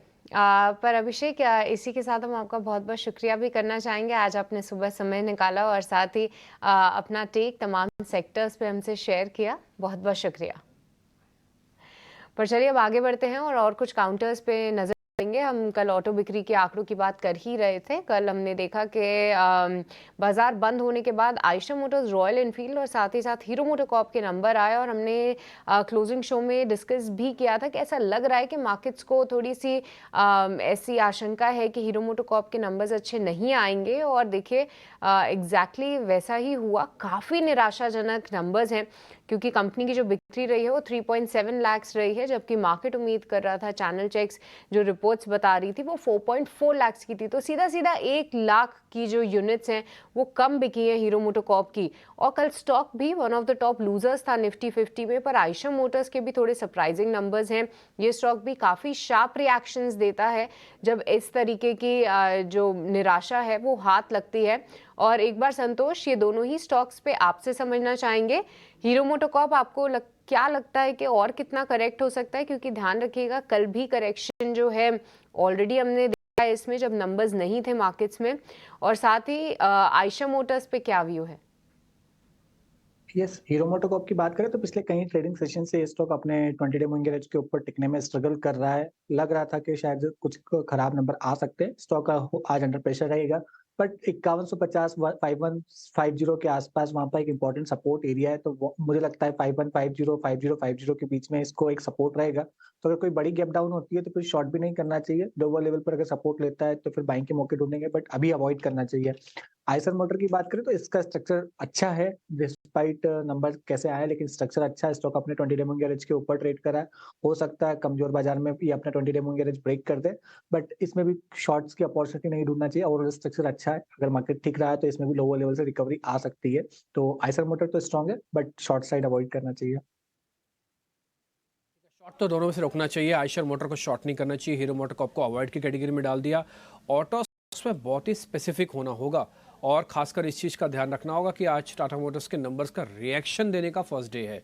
तो रिएक्शन कैसा आता है ये भी बहुत हद तक डिसाइड करेगा। आपको ध्यान है मारुति के नंबर से पहले मारुति के नंबर्स आए थे, क्वार्टरली नंबर्स आए थे, तो मारुति सेकंड डे भी चल गया था। तो बहुत सारी चीज़ आपस में इंटरलिंक्ड होती हैं, कनेक्टेड होती हैं, तो इसलिए थोड़ा ध्यान रखना चाहिए। खैर, हम ब्रेकआउट वाले कैटेगरी में आ चुके हैं। आज 2 शेयर हम आपके सामने रखेंगे और दोनों पे ध्यान दीजिएगा। पहला शेयर मेरी तरफ से है बलरामपुर चीनी। देखिए, मैंने शुगर स्टॉक्स के बारे में आपको हमेशा से इत्तला भी दी थी, आपको बताया भी था कि शुगर अपने आप में एक स्टोरी है और इसका कोई खास लेना देना नहीं है बजट से। अगर बजट में आ जाती बात तो अलग थी, नहीं आई तो कोई बात नहीं, तब भी है। आप ये बलरामपुर चीनी का चार्ट देख पा रहे हैं, इसके अंदर ये प्रीवियस हाई बना था और ये हाई बना हुआ है करीब करीब, मैं आपको डे भी बता देता हूँ, ये बना हुआ 29 नवंबर 2023 का। उसको फाइनली हम ब्रेक कर रहे हैं। आप देख रहे हैं 2023 के नवंबर के बाद आज हम जुलाई में है। 6 महीने, ये 7-8 महीने का एक ब्रेकआउट है। बढ़िया यू बना हुआ है, एवरेज दोनों सपोर्ट में है, सेक्टोरियल अर्निंग्स का बेस इसके पास है। एक अच्छा ब्रेकआउट का कैंडिडेट बनता है बलरामपुर चीनी। एक बार जरा अंशुल जैन से पता करवा लेते हैं। अंशुल जी, एक बार आपका टेक चाहिए बलरामपुर चीनी पे। हमें तो ये शेयर ठीक लग रहा है। 2 हिस्सों में बताइएगा, जिनके पास है वो क्या करें, जिनके पास नहीं है वो क्या करें। देखिए डिम्पी जी, जो यू आप 6 महीने का देख रहे हैं, अगर आप उसको वीकली चार्ट पे कन्वर्ट करेंगे तो 123 हफ्तों का ये कप हैंडल पैटर्न बना रहा है। जो लास्ट 6 महीने का यू आप देख रहे हैं, ये हैंडल पैटर्न है और एक्सट्रीमली टाइट था पिछले 6 हफ्ते के लिए और 2 हफ्ते से रैली कर रहा है। तो जिनके पास है उनको बिल्कुल होल्ड करके रखना चाहिए। स्टॉक में पहला टारगेट जो बनेगा वो 2022 के हाई के आसपास 508 रुपए वो बनेगा और उसके ऊपर बड़ा ब्रेकआउट बनेगा। 123 हफ्ते का ब्रेकआउट है, तो फिर ये कम से कम 20 हफ्ते स्टॉक रैली करेगा और टारगेट 700 रुपए के आसपास बनेंगे। तो जिसके पास है उसको होल्ड करना चाहिए, जिसके पास नहीं है वो प्रीएम्प्टिव यहाँ से बाई कर सकता है। और मुझे याद है आपने बजाज हिंद 37 में नोटिस कराया था, तब मैंने अपने क्लाइंट्स को भी बाई रिकमेंड किया था। वो भी लगभग 45-46 आ चुका है। तो लगभग सारे शुगर स्टॉक्स में तेजी दिख रही है। आप ये कह रहे हैं कि नए वालों को बाय कर सकते हैं। एक स्टॉप लॉस दे दोगे सर? स्टॉप लॉस क्या रखें और टारगेट क्या रखें? देखिए, टारगेट तो अगर आप 4 से 6 महीने का समय देते हैं तो 700 रुपए तक का आना चाहिए। स्टॉप लॉस फिलहाल इमीडिएट जो स्विंग लो रहा है 428 का, ये बनेगा। अगर कोई टाइटनेस आती है तो ऊपर स्टॉप लॉस रिवाइज होगा, बट फिलहाल के लिए 428 का स्टॉप लॉस बन रहा है। Done sir. इस बीच में को दूसरा शेयर भी पता करना है और मैं जरा अक्षय पी भागवत से पता करूंगा। आपके स्क्रीन पे वो ब्रेकआउट शेयर लेके आता हूं। उस शेयर का नाम है एशियन ग्रेनेटो इंडिया, कोड है इसका एशियन टाइल्स। अक्षय जी एक बार जरा देख लीजिएगा, एशियन टाइल्स एग्जैक्टली हूबहू। मैं सिर्फ नाम हटा दूं ना बलरामपुर चीनी और एशियन टाइल्स का, तो आप पहचान भी नहीं पाएंगे शेयर कौन सा है। आप देखो इसके पास भी सेम वही हाई बना हुआ है, सेम वही नवंबर के आसपास का, नवंबर 2023 का, और फिर से हम इसको भी ब्रेकआउट कर रहे हैं। हूबहू यू शेप्ड है, हूबहू बेस इसके पास है और एक डबल बॉटम भी इसके अंदर बना हुआ है। ये आपको मैंने मार्क भी करवाया है यहाँ पे। अगर आप कहेंगे तो आप अपनी स्क्रीन पर नोटिस करते जाइएगा। देखिए मैं आपको नोटिस कराता हूँ, ये डबल बॉटम हो गया, ये बहुत ही ब्यूटीफुल सा यू बना हुआ है, सेम हाई का फिर से हाई हम ब्रेक कर रहे हैं और नीचे वॉल्यूम पैटर्न पिछली बार के वॉल्यूम पैटर्न के ऑलमोस्ट बराबर है। सारी चीज़ें देखिए मैंने आपके सामने नोटिस करवाई हैं और ये मेरे को लग रहा है एक और शेयर बन सकता है, इसके अंदर मूव आ सकता है। अक्षय पी भागवत जरा देख के बताना, एशियन टाइल्स या एशियन ग्रेनेटो आपको कैसा लग रहा है? जी डिम्पी जी, बहुत ही सही शेयर का चुनाव किया है आपने। तो एशियन ग्रेनिटो टाइल्स अगर जो करंट पैटर्न देखे तो बहुत ही बढ़िया वॉल्यूम एक्शन भी है। आप गए 2 ट्रेडिंग सेशन में देखे और कुछ दिन पहले शायद 67 से लेके 75 के रेंज में बहुत ही तगड़े वॉल्यूम्स, और ये हो रहे एक बेसिंग पैटर्न के फॉर्मेशन पे जो क्लियरली इंडिकेट कर रहे हैं कि लोअर लेवल्स पे जो है स्टॉक एक्यूमुलेट किया जा रहा है। तो 84 से 75 का जो रेंज है बहुत ही एक अच्छा बेस बनने के बाद स्टॉक अभी एक पॉसिबल डबल बॉटम के ब्रेकआउट की कोशिश में है। तो थोड़ा सा टाइम आपको ये शेयर में समय देना पड़ेगा, शायद 1.5-2 महीने का, बट ओवरऑल ये पैटर्न प्रेडिक्शन दे रहा है कि स्टॉक 175 से लेके 190 ये टारगेट जल्दी छू सकता है। तो आप बने रहिए। टाइम फ्रेम शायद थोड़ा ज्यादा हो जाए, 6 महीना प्लस, बट 3 महीने का व्यू है तो आपका टारगेट 125 रहेगा। 6 मंथ्स प्लस व्यू है तो टारगेट आपका बनेगा 190 का। एशियन ग्रेनेटो, अच्छा 190 का, 85 रुपए का भाव अभी, तो मतलब इतनी बड़ी तेजी आएगी। इस पे आप नजर रख के जरूर चलिए। अच्छा, कुछ कमजोरी वाले शेयर जो कल के सत्र में गिरे थे उनके बारे में ले लेते हैं। अंशुल जरा आप चेक कीजिए, आदित्य बिरला कैपिटल को हमने देखा था कि 250 रुपए के आसपास भाव गया था, वहां से लगातार आ रहा है। आदित्य बिरला कैपिटल आपको क्या लगता है, और गिरेगा अंशुल जी, या फिर अपने आप सपोर्ट लेवल के आसपास है, यहां से बाइंग आनी चाहिए? देखिए अभिषेक जी, इसमें एक डेली चार्ट पे देखें तो थोड़ा सा double top kind of pattern बन रहा है। पहले एक बार 210 रुपए तक ये आ सकता है, 210 का लेवल होल्ड हो जाता है तो ये बॉक्स पैटर्न में कन्वर्ट हो जाएगा। तो मैं एक्सपेक्ट कर रहा हूँ 210 तक। उसके नीचे अगर सस्टेन करता है तो फिर ब्रेक डाउन होगा, तब शॉर्ट इनिशिएट कर सकते हैं 190 के लिए। बट बहुत कम उम्मीद है मेरी कि ये 210 तोड़ेगा। मोस्ट लाइकली ये बॉक्स पैटर्न बनाएगा। तो 210 के पास अगर रिजेक्शन बनता है तो बाइंग ट्राई करना ज्यादा बेटर ऑप्शन होगा, बजाय इसमें सेल सौदे ढूंढने के। एबी कैपिटल को लेकर ये व्यू हमारे फंडामेंटल एक्सपर्ट वृद्धि इन्वेस्टमेंट के विवेक कारवा भी हमारे साथ जुड़ गए हैं। विवेक, बहुत शुक्रिया आपका समय देने के लिए, स्वागत है आपके टी9 स्वदेश पर। विवेक जी, स्टॉक्स तो आपसे बाद में पूछेंगे, ये आईपीओ जो ओला इलेक्ट्रिक का आ रहा है, आज से खुल रहा है, अच्छा तमाम लोग ये भी कह रहे हैं कि ऐसा ना हो कि अगला पेटीएम साबित हो जाइए, आपकी रीडिंग क्या कहती है, मतलब आपने इसको स्टडी किया हुआ है? तो देखिए, मुझे क्या लग रहा है कि ज्यादा हाइप है, जैसे पेटीएम में हाइप हुआ था। तो और इस बाजार में कभी क्या होता है कि अगर बाजार लोअर लेवल्स में रहता है और वहां पे आप अगर हाइप करते हो कोई भी स्टॉक, तो आपको फिर भी चलते हुए दिख जाएगा और मुनाफा भी मिल जाएगा। लेकिन जिस स्तर पे हम लोग बैठे हैं आज वो प्री ओपनिंग दिखा रहा है, अभी फिलहाल सेंसेक्स अभी प्लस दिखा रहा है, क्यों मालूम नहीं, लेकिन जो प्री ओपनिंग आज है, इस गिरावट के बावजूद हम लोग एकदम टॉप पे बैठे हैं। तो ये होता है ना, अभी जैसे वायनाड में लैंडस्लाइड्स हुआ था, तो ऊपर की तरफ से जब जमीन खसकती है ना, तो आपको पता भी नहीं चलता है। तो इसके लिए हमेशा ऐसे आईपीओ से कॉशियस रहो जहाँ पे वैल्यूएशन स्ट्रेस्ड है और एक बाजार में हाइप रहता है। और ईवी अगर आपको खेलना है तो कोई जरूरी नहीं है एक ही स्टॉक को लेके आप खेलो, बाजार में बहुत सारे स्टॉक्स है जहाँ पे आप आज के दिन ईवी खेल सकते हो। और इनफैक्ट 2 व्हीलर में भी आने लग गया, 4 व्हीलर में भी आने लग गया। तो इस एक आईपीओ के पीछे क्यों लोग पड़े, मुझे नहीं मालूम। तो मैं तो अवॉइड करूंगा, मैं अप्लाई नहीं करने वाला। से समझेंगे 11 बजे के आसपास हम इस पर आईपीओ कॉर्नर में डिस्कशन करेंगे और ओला के आज हम मैनेजमेंट से भी बातचीत करेंगे, उनसे भी समझेंगे कि आगे की उनकी ग्रोथ को लेकर, एक्सपेंशन को लेकर, मार्केट शेयर रिटेन करने को लेकर क्या प्लान्स हैं। आप कहीं जाएगा नहीं, 18 और स्वदेश पर आपको पूरी मुकम्मल तैयारी हम ओला के आईपीओ का करवाएंगे। लेकिन हमारे सहयोगी शरद दुबे तैयार हैं 9 के नवरत्न लेकर। शरद बताइए, आज फोकस कहां पर होगा? जी बिल्कुल, बात करें तो सबसे पहले जो है कल्याण ज्वेलर्स की बात करूंगा। स्ट्रॉन्ग सेट ऑफ नंबर्स आए हैं, आप रेवेन्यू पैट दोनों में अच्छी मूवमेंट आई है। और याद रखिए, जो सेम स्टोर सेल्स ग्रोथ होती है वो 12% बढ़ा है ईयर ऑन ईयर बेसिस पे। और कंपनी ने आउटलुक सेकंड क्वार्टर के लिए भी बहुत स्ट्रॉन्ग दिया है। इक्सिको जो है हमारा दूसरा स्टॉक रहेगा, हाल ही में लिस्टेड कंपनी थी। यहाँ पे देखें तो Q1 नंबर्स बहुत स्ट्रॉन्ग आए हैं, पैट में लगभग 77% का ग्रोथ देखने मिला है और कंपनी की बुलिश नज़रिया ज़रूर मेंटेन्ड है। मोरपेन लैब्स का 200 करोड़ का QIP खुल चुका है और लगभग इंडिकेटिव प्राइस 54 रुपीज़ पर शेयर पे है, यानी कि 9% डिस्काउंट पे। सिम्फनी और चमनलाल सेठिया दोनों ही स्टॉक्स फोकस में रहेंगे। बोर्ड मीटिंग है 6 अगस्त को, जहां पे वो शेयर बायबैक पे जो है कंसिडरेशन करने वाले हैं, तो ऑफ कोर्स इस स्टॉक को भी अपने रडार में रखिएगा। स्वान एनर्जी भी फोकस में रहेगा। उनकी जो आर्म है, उन्होंने प्रीपे कर दिया लोन लगभग 825 करोड़ रुपए का FSRU प्रोजेक्ट्स को लेके। ऑटो सेल्स की भी बात कर लेते हैं तो अतुल ऑटो की जो है मार्केट आज के बाद ऑटो सेल्स आई थी जुलाई के महीने में। यहाँ पे डोमेस्टिक सेल्स जो 18% बढ़ गया ईयर ऑन ईयर बेसिस पे और बहुत स्ट्रॉन्ग नंबर्स देखने मिले थे। जोमेटो की कॉन कॉल हुई थी, कॉन कॉल में जो है ऑफकोर्स पॉजिटिव कमेंट्री भी आई है।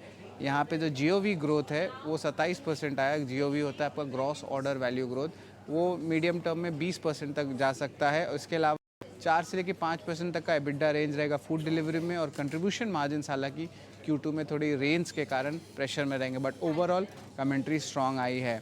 इन्वेस्टेक भी है हमारा जो बिग बोल्ड ब्रोकरेज है, उसमें अगर हम बात करेंगे तो टाटा स्टील फोकस में रहेगा। इन्वेस्टेक की रिपोर्ट आई है, वहाँ पे उन्होंने डाउनग्रेड टू सेल कर दिया। पहले ये होल्ड रेटिंग था, लक्ष्य भी घटा दिया, 158 से घटा के 135 रुपीज़ कर दिया है। वो कह रहे हैं कि कैश फ्लोज पे जो है थोड़ी सी इम्पैक्ट आ सकती है और जो नीदरलैंड की डीकार्बनाइजेशन कैपेक्स है उसको भी जो है वॉच करना पड़ेगा।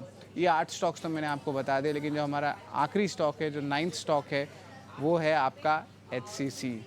अब यहाँ पे खबर यही है कि इनके जो QIP इशू साइज़ है वो लगभग 700 लेके 800 करोड़ रुपए तक हो सकती है। फ्लो प्राइस 55 से 60 रुपए संभव है। और याद रखिए, मार्की इन्वेस्टर्स के साथ भी बात चल रही है पार्टिसिपेशन के लिए। और 5 अगस्त को इनका बोर्ड मीट भी होने वाला है QIP के लिए। रोड शो भी उसके बाद स्टार्ट होने वाले हैं मंडे से। ओके, बहुत बहुत शुक्रिया शरद, ये 9 के नवरत्न शेयर्स हमारे सामने लाने के लिए। और ढेर सारे काउंटर्स हैं जिन पे करनी है चर्चा। पर विवेक, गुड मॉर्निंग, आपसे समझना चाहेंगे 2 काउंटर्स के बारे में। क्विकली अपना टेक जोमेटो और पेटीएम पे दीजिए। जोमेटो इसलिए क्योंकि नंबर्स फिर से अच्छे आए, पर जो वैल्यूएशन मिल रहा है जोमेटो को, कि आपको लगता है अब जो 200 के ऊपर के लेवल्स हैं ये रहने चाहिए? और साथ ही कुछ करार की खबरें भी आ रही थी जोमेटो और पेटीएम के बीच में, और पेटीएम में हमने देखा है किस तरीके की गिरावट है। तो क्या आपका भरोसा पेटीएम पे अब आ रहा है या अभी भी अवॉइड में है? तो सृष्टि, गुड मॉर्निंग। और पहली चीज तो ऐसे डिस्क्लोजर, पेटीएम मेरे पर्सनल होल्डिंग में है और मुझे ध्यान है ये करीबन जब 320 350 गिरा था उस लेवल पे मैंने कॉन्ट्रेरियन बाई दिया था और अभी भी होल्डिंग में है। तो कंपनी ऐसी है कि कई बार इन्होंने रीइन्वेंट किया है। इनफैक्ट ये तीसरी बार ये लोग रीइन्वेंट करने वाले हैं खुद को। तो पहले भी 2 बार इश्यूज आए थे कंपनी में और कंपनी वापस स्टेबल हुई थी और इस बार वापस इश्यू आके अब वापस स्टेबल हो रही। तो मुझे लगता है कि क्योंकि अब मेरे पास पर्सनल होल्डिंग है, इसके लिए मुझे लगता है कि अच्छा ही करेगा अभी भी। और आगे चल के एक वन ऑफ दी मतलब यूनिक कंपनीज है जहाँ पे आपको लगेगा कि आगे चल के मतलब ये फिर से 700 750 जा सकता है क्या? ये तो मुझे लगता है कि हाँ, पॉसिबिलिटी है। अब जो करार किया है जोमेटो और पेटीएम में, जोमेटो लेना चाह रहा है पेटीएम का मूवी बिजनेस, क्योंकि आपको दिखेगा कि आप मूवीज भी बुक कर सकते हो, वो लेना चाह रहा है। अब जोमेटो एज ए होल, इस पे भी मेरा भाई कॉल दिया हुआ था भी। एज ए डिस्क्लोजर, हाल ही में हमने प्रॉफिट भी बुक किया क्योंकि काफी बढ़ चुका है स्टॉक। लेकिन लॉन्गर टर्म के लिए मुझे लगता है कि अच्छा ही करने वाला है जोमेटो, जैसे जैसे प्रॉफिट आपको और ज्यादा देखने को मिलेगा। और जहां तक ये मूवी बिजनेस खरीदने का सवाल है, देखिए अब ये वेट करके देखना पड़ेगा कि लोग इसको कैसे चलाते हैं, क्योंकि एकदम टोटली बिजनेस से हट के दूसरी डायरेक्शन में ये लोग जाना चाह रहे हैं। तो अब ब्लिंकिट में भी ऐसे ही हुआ था। जब ब्लिंकिट जोमेटो ने लिया था तो काफी क्वेश्चन मार्क्स थे, लेकिन ब्लिंकिट आज के दिन अच्छा चल रहा है। अब मूवी बिजनेस ले रहे हैं तो वापस क्वेश्चन मार्क है। अब ये आगे चल के अच्छा करेगा नहीं करेगा ये तो समय ही बताएगा, लेकिन हाँ ओवरऑल कंपनी फिर भी अच्छी लगती है। जोमैटो आज देखिए एक स्ट्रॉन्ग शुरुआत की भी तैयारी कर रहा है, 4% की तेजी फिलहाल तो दिखा रहा है। और पेटीएम पे भी नजर रखे, विवेक ने अपना डिस्क्लोजर भी दिया, बहुत बहुत शुक्रिया उसके लिए विवेक। पर एक और काउंटर जिसपे क्विकली संतोष आपसे समझना चाहेंगे वो है टाटा स्टील। यहाँ पे भी शरद जैसा बता रहे थे कि इन्वेस्टिक का एक डाउनग्रेड आया है। तो टाटा स्टील की जब हम बात कर रहे हैं तो इन्वेस्टिक का एक डाउनग्रेड आया है, 1% से ज़्यादा की यहाँ पे गिरावट है। संतोष, क्या लगता है टाटा स्टील और कितना कमज़ोर हो सकता है? कल मैनेजमेंट की कमेंट्री भी कुछ खास नहीं रही। ये स्टॉक में अंडर प्रेशर में है। कल भी इसने 20-डे मूविंग एवरेज को रिजेक्ट किया। चांसेस है कि अपने 200 दिन के मूविंग एवरेज तक विजिट कर सकता है, जो करीबन 150 रुपए के आसपास आएगा। तो हमें यहाँ से और शायद 10 रुपए की गिरावट देखने को मिल सकती है। तो व्यू अभी फिलहाल के लिए बेरिश है। फिलहाल के लिए व्यू जो है बेरिश है, बट एक स्टॉक जिसमें QIP है और साथ ही इसमें हम ज़बरदस्त एक्शन भी देख रहे हैं वो है अदानी एनर्जी। कई समय बाद जो है इसने अपने 1250 के लेवल्स को निकाला है काफ़ी अच्छी तरीके से। एक बार इस पे अंशुल आपसे राय चाहिए, क्योंकि आप कुछ अदानी ग्रुप ऑफ काउंटर्स को ट्रैक भी कर रहे हैं। अदानी एनर्जी सॉल्यूशंस कैसा दिख रहा है चार्ट्स पे? कौन से लेवल्स यहाँ पे ध्यान में रखने हैं? देखिए शशि जी, 4 दिसंबर 2023 वाले हफ्ते में जो हाई बना था वो था समय अराउंड 1246 और लो था 882। उसके बाद 33 हफ्ते निकल गए, ये स्टॉक उसी रेंज के अंदर उसी कैंडल के अंदर ट्रेड कर रहा है। तो 33 वीक्स की इनसाइड बार से कल ब्रेकआउट आने की कोशिश की गई है।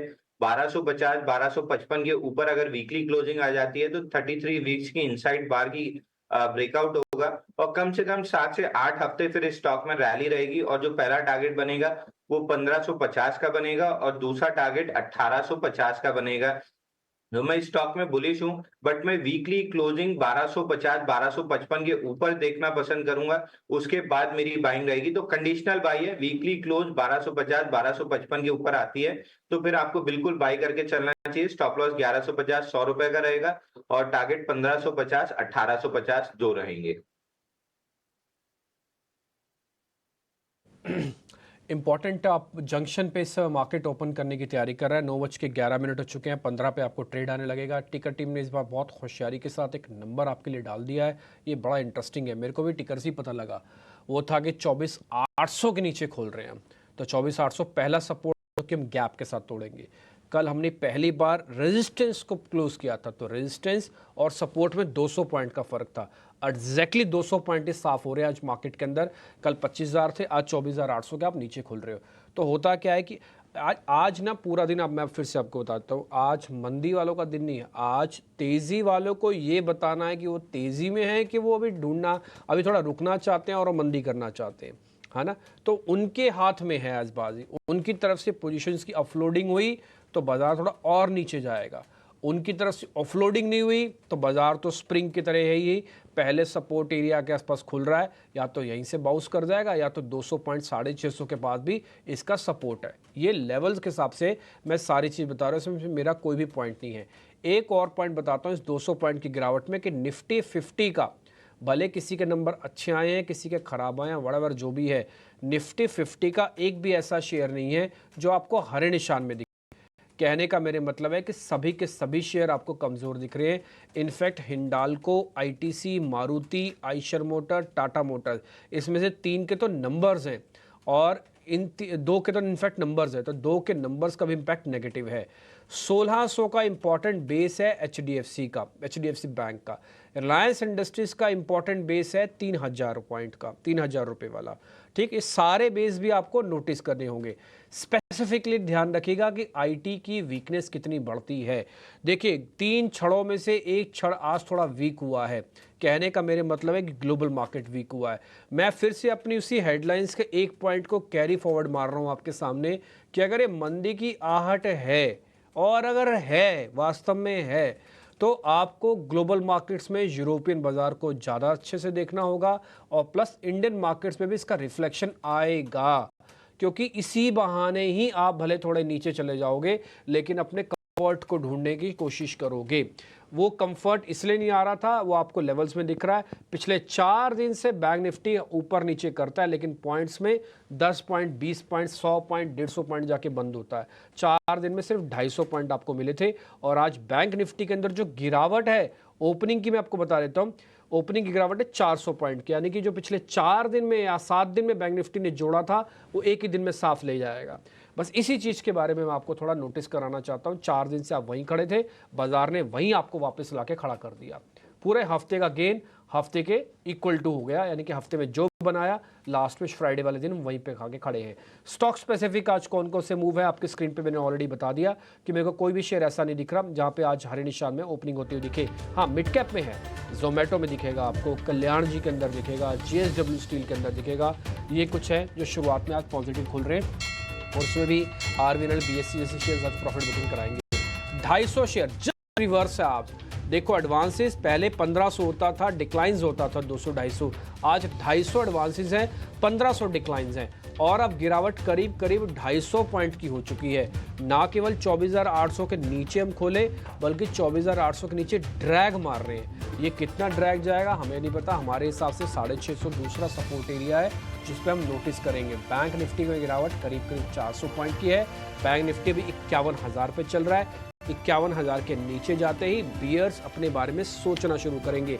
51,000 तक तो बियर्स के पास राइट ही नहीं है सोचने का, और ये बात बैंक निफ्टी प्रूव कर चुका है। हमारे कहे पे मत जाओ, आप लेवल्स चेक करो ना, आप मेरे कहे पे तो जाया ही मत करो, आप सिर्फ लेवल्स के कहे पे जाओ, क्योंकि मैं उसी का ही सहारा लेता हूँ। मेरे पास कोई किसी का फ़ोन नहीं आता, मैं किसी से फ़ोन पे बात नहीं करता, मेरे पास शीट्स रहती हैं, उसी शीट्स का एनालिसिस हम आपके सामने करते हैं। खैर, एडवांस डिक्लाइन आज थोड़ी ख़राब है, तो बाजार को आज थोड़ी मेहनत करनी पड़ेगी, और एक्चुअली में वो ये नहीं करेंगे, वो बुल्स करेंगे। आज बुल्स को डिसाइड करना है कि आप और नीचे जाना चाहते हो कि आप ऊपर आना चाहते हो। BS का तो बेचारों का राइट ही नहीं है, वो तो कुछ कर ही नहीं पाते सिस्टम में। एनी हाउ, अब आ जाते हैं जरा शेयर्स पे। क्या शेयर्स के अंदर कहाँ पे कैसे कैसे मोमेंटो बन रहा है, एक बार जरा दिखाता हूँ। जोमेटो दिखाओ, हरे निशान में आपको दिखेगा। कल्याण जी ज्वेलर्स दिखाओ, हरे निशान में आपको दिखेगा। निफ्टी का अभी तक तो कोई टॉप गेनर नहीं आया है मेरे पास, ज़्यादातर शेयर्स में कमज़ोरी है। और मैं आपको एक और चीज़ मैं बता देता हूँ, मैंने F&O का भी आज एडवांस डिक्लाइन शुरुआत का बता देता हूँ। 5 शेयर लॉन्ग के अंदर हैं F&O शीट के अंदर, हाँ, और वो भी आपको मैं दिखा देता हूँ। अभी तो खैर वो भी नहीं आए हैं, है ना, वो भी नहीं है अभी तो मेरे पास। तो कोई भी शेयर अभी तक मेरे पास वो नहीं जो अभी हरे निशान में आया हो, बट धीरे धीरे करके इन्फोसिस आ सकता है। एक बार दिखाना, इन्फोसिस दिखाओ स्क्रीन पर, एक बार इन्फोसिस दिखाइए, एक बार जरा टाटा कंज्यूमर्स दिखाइए, एक बार जरा ल्यूपिन दिखाइए।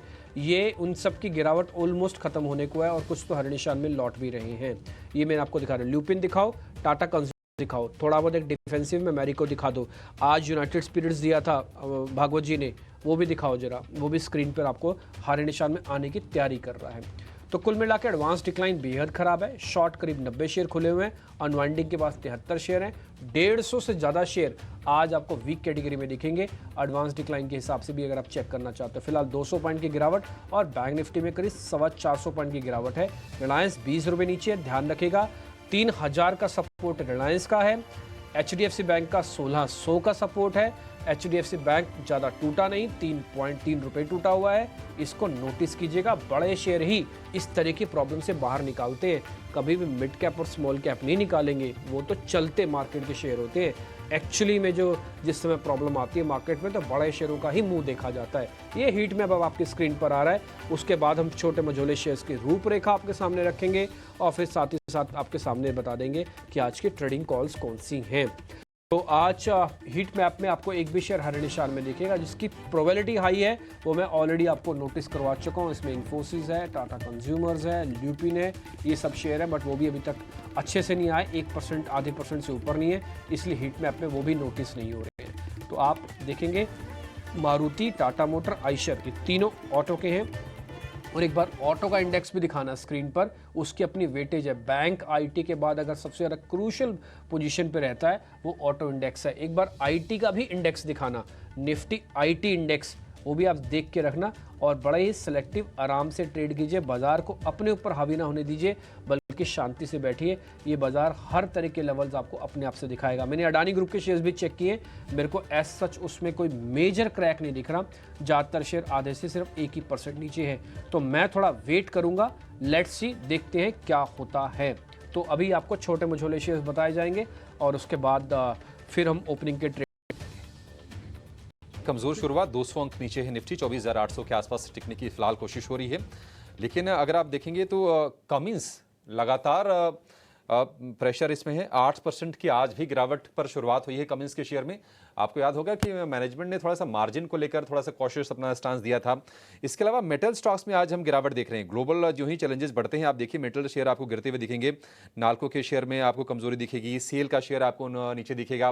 फर्स्ट सोर्स का शेयर लगातार चल रहा था, कल हमने देखा था कि 10% के आसपास की तेजी थी। आज प्रॉफिट टेकिंग आ रही है फर्स्ट सोर्स के शेयर में, 2.5% नीचे आपको ये शेयर कारोबार करता हुआ दिखेगा। एबी कैपिटल लगातार इसमें कमजोरी हम देख रहे हैं। एबी कैपिटल का शेयर आज भी करीब करीब 3% के आसपास की कमजोरी दिखा रहा है।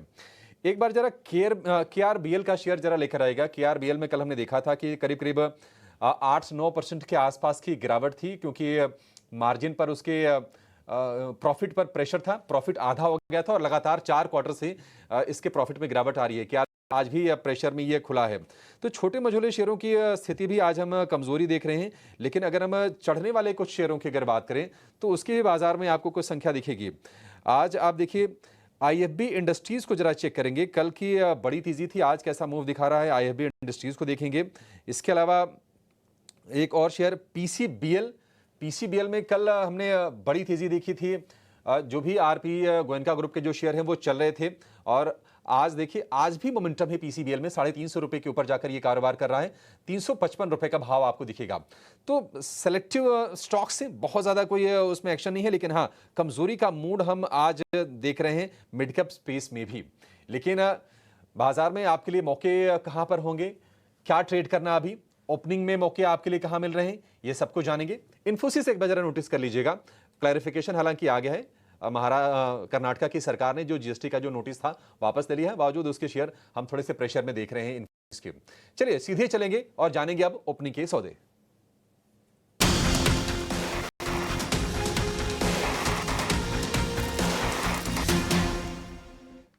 तो चलिए हमारे अब एक्सपर्ट से समझने की कोशिश करते हैं कि ओपनिंग के बाद कहाँ पे है उनकी नज़र। पर उससे पहले एक बार निफ्टी पे तो देखिए थोड़ा सा प्रेशर ज़रूर है, पर जोमेटो पे भी नज़र डाल लीजिए, क्योंकि शानदार नतीजों के बाद 9% की तेज़ी जो है आपको जोमेटो का काउंटर दिखा रहा है। और हमने इस पे टेक भी लिया था विवेक का कि किस तरीके से देख रहे हैं वो जोमेटो को, तो उनका भी नज़रिया पॉजिटिव ही था। तो शानदार तेज़ी जोमेटो के काउंटर में अगर आप देखें डे हाई पे फिलहाल ये स्टॉक है। पर चलिए हमारे एक्सपर्ट से अब समझते हैं कि उनके रेडार पे कौन से काउंटर्स हैं। एंड संतोष, आपसे शुरुआत करना चाहेंगे, बताइए कोई अपडेट है तो वो भी दे दीजिए, साथ ही आपके फ्रेश सौदे कहाँ पे होंगे। यस, पहले मैं अपडेट देना चाहूंगा। हमने मॉर्निंग में मयूर यूनिकॉर्न डिस्कस किया था। स्टॉक ऐसे कमजोर बाजार में भी करीबन 3% ऊपर है, तो यहाँ पे मुझे लगता है पोजीशन को होल्ड रख सकते हैं। यहाँ पे और तेजी की गुंजाइश बन रही है एंड स्टॉप लॉस सेल करते चलिए। अब अपना स्टॉप लॉस कॉस्ट पर रखिए। उसके अलावा मेरा जो ओपनिंग ट्रेड है वो रहेगा एफएमसीजी स्पेस से आईटीसी में आज भले ही नीचे ओपनिंग हुई, लेकिन लोअर लेवल से शानदार रिकवरी है। स्टॉक का ऑलमोस्ट डे हाई पर ट्रेड कर रहा है। जिस हिसाब से स्ट्रक्चर है, लग रहा है कि इसमें मोमेंटम और बढ़ते हुए नजर आएगा और शायद हमको अभी जो इसने रिसेंट स्विंग हाई लगाए थे 510 के, वो आज ही के सेशन में देखने को मिल सकते हैं। तो आईटीसी पे लॉन्ग करने की सलाह रहेगी। स्टॉप लॉस रहेगा 490 का। ओके, तो आईटीसी को लॉन्ग करने की सलाह है, 490 का यहाँ पे आपको स्टॉप लॉस लगाना है। फिर से 500 को रीटेस्ट करने की तैयारी कर रहा है। और साथ ही हम देख रहे हैं कि कई सारे एफएमसीजी काउंटर्स भी, कुछ सिलेक्टेड नेम्स खास तौर से निफ्टी के टॉप गेनर्स में शामिल ज़रूर हुए हैं। अंशुल, अब आपसे समझेंगे आपके कोई अपडेट और साथ ही आपके फ्रेश सौदे कहाँ पे हैं। देखिए सृष्टि जी, 5 अपडेट हैं। HDFC life, PNB, Ipca lab, LNT, चारों में टारगेट हुए हैं। दूसरा सीरीज का स्टॉक सिंजीन दिया था 785 पे, वहां से 835 का हाई बन गया है, तो वहां पे पार्शियल प्रॉफिट बुकिंग करके पार्शियल 885 के टारगेट के लिए रखना चाहिए। तो इन 5 स्टॉक्स में टारगेट डन हुए हमारे। आज के लिए बाय कॉल रहेगा बाटा पे 5 दिन की टाइट कंसोलिडेशन रेंज है। आज गैप डाउन ओपनिंग हुई थी, लेकिन इमीडिएटली प्रोटेक्शन आया है, वापस से ऊपर चलना स्टार्ट किया है। तो 1606 रुपए में इसको बाई करना चाहिए। 1590 का स्टॉप लॉस रहेगा और ऊपर में 1630 रुपए का इमीडिएट टारगेट मिल सकता है। तो ओपनिंग ट्रेड में बाटा लेके चलना चाहिए। न है 1630 रुपए के टारगेट आपको बाटा में मिल जाएंगे आज के सत्र में। लेकिन मयूर यूनिकोटर ये शेयर था संतोष जी का। संतोष जी, बधाई स्वीकार कीजिए, बढ़िया तेजी पर शुरुआत हुई मयूर यूनिकोटर की। 3-3.5% आपको ये शेयर ऊपर कारोबार करता हुआ दिखाई देगा। लेकिन अक्षय, आप बताइए, आपके स्टॉक्स कौन से हैं, कहां नजर गई है आपकी? जी, डे ट्रेडिंग के लिए आज का मार्केट का माहौल है, डिफेंसिव बेट्स लेना बहुत जरूरी है। और अब देखिए, हिंदुस्तान यूनिलीवर एक पॉजिटिव इंटेंट से ओपन हुआ है, और कल भी ये मेरा रिकमेंडेशन था आपके क्लोजिंग शो में। एक छोटा सा बेस तो बन चुका है 2700 का, और आज मोमेंटम पिकअप हुआ है वीक मार्केट में, तो क्लियरली आप इसको बाय कर सकते हैं। स्टॉप लॉस डे लो का बनाइए डे ट्रेडिंग के लिए, जो है 2700, और 2800 और 2820, ये दो टारगेट आपके जल्दी बनते हुए दिखेंगे। ठीक है, एचयूएल को लेकर बुलिश टोन, 2750 रुपए का भाव आपको दिखेगा। कल भी मोमेंटम में हम देख रहे थे एचयूएल को, और 1% ऊपर ये शेयर कारोबार करता हुआ दिख रहा है। डिफेंसिव का, कंजम्पशन का आपके लिए प्ले ये एचयूएल। ठीक है विवेक जी, बाजार में हम देख रहे हैं कि देखिए कमजोरी है। आपके नजर में कोई शेयर जहां पर लगता है कि ये मौका बन सकता है इस गिरावट में? अभिषेक, बहुत ही चल चुका है बाजार। मुझे लगता है कि आपको स्लो एंड स्टडीली वेट करके ही देखना चाहिए। आज सेटल हो जाए एक बार, क्योंकि काफी दिनों के बाद एक गिरावट देखने को मिल रही है। अब यहाँ पे आपको बाइंग वापस देखने को मिलेगी या फिर ये गिरावट जारी रहेगी, ये थोड़ा सा कहना मुश्किल है, क्योंकि थोड़ा सा ग्लोबल टेंशंस भी आज के दिन वापस होके रखा है। अब पर्टिकुलरली मिडिल ईस्ट में क्या होने वाला है, ये थोड़ा सा क्वेश्चन मार्क है। तो आज मैं तो चाहूंगा कि on the side lines system of करके देखते रहो बाजार को, और दोपहर के बाद या फिर कल वापस नजर मारनी चाहिए। हमारे यहाँ ना सर एक विवेक सर, आप तो थोड़ा साउथ से हैं, तो मेरे को पता नहीं आपने कभी कहावत सुनी है कि नहीं सुनी। हमारे यहाँ बोला जाता है जो सियानी मक्खी होती है ना, वो चाशनी के साइड में बैठ के चाशनी पीती है। चाशनी के बीच में जाएगी ना, वो मर जाती है। तो जो सियानी मक्खी होती है, यानी कि जो सियानी इंसेक्ट है, तो मेरे को पता नहीं आप साउथ में कभी आपने सुना है कि नहीं सुना। तो जैसे अभी आप बोल रहे थे ना कि साइड में बैठे रहो, आराम से आनंद लो, तो मेरे को कुछ कुछ वो सियानी मक्खी एकदम से ध्यान आ गई कि भाई वैसे ही बने रहो इस समय चाशनी के अंदर डूबो मत, कॉर्नर में बैठ जाओ, जितना रस पीना है साइड से बैठ बैठ के आप देखते रहो मोटा मोटा, और जितना आवे वो सब अपना समझ लेना, भगवान को थैंक यू कर देना उसका। ठीक जी। तो जैसे जैसे हम लोग हम लोग जो म्यूचुअल फंड्स का भी धंधा करते हैं, बिजनेस करते हैं, तो उसमें भी हम लोग यही कर रहे हैं। जितना भी लमसम आज के दिन आ रहा है, उसको हम लोग स्प्लिट अप कर रहे हैं अगले 10 महीने के लिए। तो एक लिक्विड फंड में डाला, और उससे हम लोग 10 इंस्टॉलमेंट में अगले 10 महीने तक बाजार में डालने वाले, क्योंकि जैसे मैंने कहा, जिस दरों पे है, आपको कोई भी छोटा मोटा अगर पैनिक भी बाजार में देखने को मिले ना, तो आपको बहुत बड़ा करेक्शन देखने को मिल सकता है। तो इसके लिए स्प्रेड आउट करके रिस्क आप अगर आज के दिन बाजार में रहते हो तो बहुत अच्छी बात होगी। और हाँ, अगर फिर भी आप बोलो कोई सेक्टर जहाँ पे मुझे आज भी अच्छा लगता है, मुझे बैंकिंग एंड फाइनेंशियल सर्विसेज आज भी अच्छा लगता है, लेकिन उसके अलावा सब जगह वैल्यूएशन थोड़ा सा टेस्टी है। ठीक है, थोड़ा बैंकिंग और फाइनेंशियल, देखिए अब मार्केट के अंदर हर के वॉइसेस की रिस्पेक्ट करनी चाहिए, और मेरे को लग रहा है जो विवेक जी कह रहे हैं वो बुरा नहीं कह रहे हैं। थोड़ा थोड़ा प्रॉफिट बुक कर लेना चाहिए। आपने जब सौदा प्लस किया था यही सोच के किया था कि लक्ष्मी हमारे घर पर आए, आ तो गई, बुक तो कर लो, थोड़ा सा तो प्रॉफिट बुक करो। खैर बाय द वे मैं बता देता हूँ, निफ्टी बैंक के अंदर अच्छी रिकवरी हो रही है, and credit goes to again HDFC bank. हमने सुबह सुबह आपको नोटिस कराया था कि 1600 इसका स्ट्रॉन्ग बेस है, जाएगा नहीं, 3 रुपये की गिरावट है, ये जल्दी हरे निशान में आएगा, और अभी हरे निशान में आ चुका है, ना केवल आ चुका है बल्कि 12 रुपये भी ऊपर आ चुका है। तो ऐसे आप ना शेयर पकड़ लो आपको ओपनिंग। और मैं फिर से आपको बताता हूँ, मार्केट में जब तक 24,800 के और नीचे नहीं लाओगे और ड्रैग नहीं मारेगा। मार्केट ने अपना काम कर दिया, 24,800। अब दिन भर की कसरत है, मैं बताता हूँ, दिन भर की कसरत ये है कि बीयर्स की कसरत ये है कि 24,800 के नीचे धकेलो ताकि मार्केट के अंदर प्रेशर बनाए। बुल्स की कसरत ये होगी कि 24,800 के ऊपर बनाए रखो ताकि पुल बैक लेके आए। और पुल बैक के जितने सौदे अभी तक एक्सपर्ट्स ने बताए, टिपिकली ज़्यादातर में बुल बैक है। एक यूनिकोटस जो मेरे को शुभ से अच्छा लग रहा था, मैंने आपको नोटिस कराया। 2 ने आपको ब्रेकआउट के बताए थे, एक तो आपको बताया था बलरामपुर चीनी, ऑलमोस्ट वो भी अपनी सारी गिरावट को खत्म कर रहा है। थोड़ी देर पहले तो लाल निशान, हरे निशान में भी आ चुका था, अभी 1 रुपये वापस थोड़ा सा नीचे गया है। और एक एशियन टाइल्स मैंने आपको बताया था कि एशियन ग्रेनाइटों के नाम से है, वो बकायदा हरे निशान में है। आप देखिए करीब 250 पॉइंट नीचे है, लेकिन उसके बावजूद भी स्टॉक स्पेसिफिक अगर आपका चुनाव अच्छा है तो आपके पास काम बन जाएगा, आपको ज़्यादा मेहनत करने की ज़रूरत नहीं पड़ेगी। एक बार मेरी शीट वापस से दिखाइए और मैं अंशुल जैन के पास आ रहा हूँ। उन्होंने आज ओपनिंग का ट्रेड बताया बाटा इंडिया।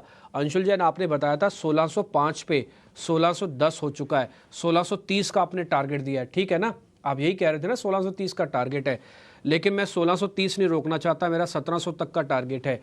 तो मैं 1630 के बाद कैरी फॉरवर्ड कर जाऊं, 1700 तक का टारगेट रखना चाहता हूं। चार्ट आपकी स्क्रीन पर है, मल्टी मंथ का, मैं बोल दूंगा मल्टी ईयर का ब्रेकआउट हो रहा है इसके अंदर। चलेगा तो बहुत बढ़िया चलेगा। देखिए जी, इसमें स्टार्टिंग में जब मैंने बाई कॉल दिया था तो 17 हफ्तों का बेस ब्रेकआउट था 1515, वहां पे मैंने बाई कॉल इनिशिएट करना स्टार्ट किया था बाटा आप ही के चैनल पे। और जो टारगेट हमने डिस्कस किए थे वो थे कि जो स्विंग बेसिस पे ब्रेकआउट आया है उसका टारगेट 1762 रुपए है। तो फिलहाल 1762 रुपए जाता हुआ दिख रहा है। उसके ऊपर अगर सस्टेन कर जाता है तो फिर ये मल्टी ईयर ब्रेकआउट रहेगा और आपको ये मतलब ये पूरा स्पेस है जिसमें तेजी डेवलप होती हुई दिख रही है। कैंपस हमने काफी समय डिस्कस किया, वो थोड़ा सा स्लो मूवर है, बाटा थोड़ा जल्दी चल गया, लेकिन कैंपस में भी तेजी दिख रही है। तो बाटा अगर आप लॉन्ग टर्म इन्वेस्टमेंट की बात करें तो बिल्कुल होल्ड करके चलना चाहिए। तो इसका हाई है 2200, वो भी आ सकता है, बट फिलहाल के लिए हम जो पकड़ के चल रहे हैं 1760 रुपए, वहां पे जाके रिवाइज करेंगे। सर डन, और इसको हम वापस से रिवाइज कर लेंगे, देख लेंगे इस शेयर को। मैंने आपको कुछ कुछ शेयर नोटिस करवाते रहता हूं। जैसे मेरे को पता है गोवा कार्बन के 6 तारीख को नंबर्स आ रहे हैं, तो आज वो शेयर थोड़ा डिप लगा गया था, लेकिन हरे निशान में आ चुका है। 810 का लेवल उसमें दिख रहा है। कल परसों मैंने आपके सामने एक और शेयर रखा था, हूता माकी पीपीएल। मैंने आपको बताया था ये पहले कंपनी पेपर बोट के नाम से हुआ करती थी, जैपनीज कंपनीज की एक्विजिशन होगी, इसका नाम बदल दिया गया। Sort of a Japanese name है, इसलिए थोड़ा बोलने में अजीब लगता है। तो ये शेयर भी 406 पे, हमने आपको 385 पे नोटिस कराया हुआ है। मैं फिर से बोलता हूँ, आप ना बहुत स्पेसिफिक रहिए, इसी मार्केट के अंदर आपको अच्छे शेयर मिल जाएंगे जो हमारे गेस्ट लगातार ढूंढ ढूंढ के आपके सामने रख रहे हैं। मैंने अपनी लॉन्ग की शीट्स खोली है इस समय, और ज़रा चेक कर लेते हैं कहाँ कहाँ पे पोजीशन बढ़िया बन रही है। अच्छा, एक बार ज़रा एडवांस डिक्लाइन वापस से दिखा दो F&O वाला, जिसमें बढ़ने और गिरने वाले शेयर्स हैं। वो आप ना एक वाइटल ऑर्गन की तरह इसको चेक करते रहा करो। जैसे आपके पास डॉक्टर के पास जाते हो ना, बीपी वीपी सब पहले एक बार चेक करता है, बाद में बोलता है बोलो जी अब क्या प्रॉब्लम है बताओ, हमने आपका चेक कर लिया सब कुछ। ऐसे ही 5 बड़े share, advance decline ratio, put call ratio, ये सब बेसिक चीज़ें हैं। रोज़ चेक करो मार्केट के अंदर, हर समय चेक करो। 30 शेयर एडवांसेस के अंदर आ चुके हैं। पहले संख्या 150 से ज़्यादा शेयर के डिक्लाइंस की थी, लेकिन घटकर अब सिर्फ 148 रह गई है। जितनी स्पीड से रिकवरी करेंगे बाजार को, उतना कुशन मिलता जाएगा, या बाजार को कुशन मिलेगा फिर रिकवरी आएगी, जैसे मर्जी आप समझ लो। और ये मैंने लेवल्स ऑलरेडी आपको नोटिस कराया हुआ है 24,800 का। अब आ जाते हैं लॉन्ग शीट पे और उसमें से शेयर पकड़ते हैं। आज जो बढ़ने वाले शेयर्स हैं उसमें अगर आप चेक करेंगे तो गोदरेज सीपी और टाटा कंज्यूमर्स दोनों दिखाओ एक बार स्क्रीन पे जरा। गोदरेज सीपी और टाटा कंज्यूमर्स, अक्षय पी भागवत, एक बार जरा आप दोनों चेक करना, दोनों में से ज़्यादा ठीक कौन सा है, दोनों का पुल बैक अच्छा है, गोदरेज सीपी और टाटा कंज्यूमर्स। जी, तो गोदरेज सीपी और टाटा कंज्यूमर्स दोनों जो एफएमसीजी मोरलेस पैक से है, तो अब देखें तो दोनों का प्राइस स्ट्रक्चर बेहतरीन ही है। तो मैं कहूँगा कि जो टाटा गोदरेज सीपी है उसका मुझे सेटअप कंपैरेटिवली बेटर लग रहा है ओवर द अदर। तो यहाँ पे आप बाय करें क्योंकि ये एक रेंज में है, और रेंज ब्रेकआउट हो तो आपको एक बहुत ही बढ़िया मोमेंटम इसमें पिकअप होते हुए दिखेगा। 1485 का करंट रेट है। जिस तरीके का पैटर्न है शॉर्ट टर्म में 1525 से 1540 के टारगेट बनते हुए दिखेंगे। 1457 ये एक स्टॉप लॉस बना के चले रिस्क मैनेजमेंट के दौर पे। तो गोदरेज कंज्यूमर एक बेटर प्राइस स्ट्रक्चर में मान के चल रहा हूँ, इसे आप चूज करें over the other stock. Okay ठीक है। एक और शेयर अपने ब्रैकेट से बाहर आया है।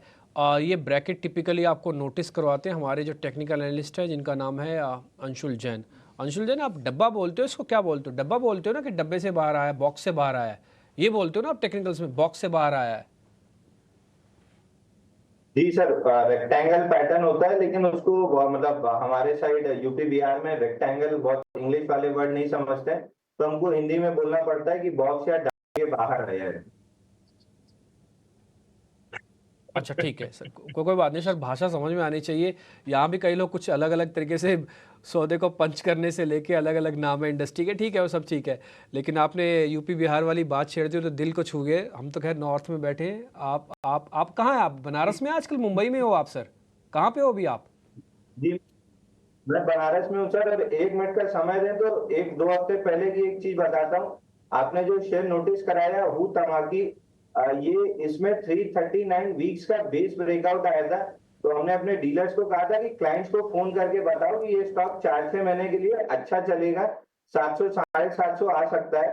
तो एक डीलर ने शिकायत की थी कि सर ऐसा नाम है कि क्लाइंट को जब फोन किया था तो वो थोड़ा सा भजन सुनाने लगा था कि ये क्या बोल रहे हो तुम। तो उसका मतलब इतना अजीब सा नाम है। तो फिर हम लोग ने इस शेयर को ड्रॉप ही कर दिया था कि डीलर को मना कर दिया था, भैया मत मतलब इस शेयर को आगे मत दिया करो, ज्यादा स्पेलिंग बता दिया करो या व्हाट्सएप कर दिया करो, अपने मुंह से स्टॉक का नाम एटलीस्ट नॉर्थ साइड में मत लिया करो। ठीक है, नहीं सर ठीक है, कईयों के नाम होते हैं तो जैपनीज नाम है, जैसे हमने स्टार्टिंग में बताया। एक बार चार्ट मेरी वाली स्क्रीन से वापस से दिखा देना, हमने इसकी वीकली चार्ट किए हुए हैं तो आप देखेंगे तो इसके अंदर टिपिकली ब्रेकआउट है। और हमें अच्छा लगता है कि हमारे शेयर आपके क्लाइंट्स भी नोटिस कर रहे हैं और आपके शेयर हमारे व्यूअर्स भी नोटिस करते हैं।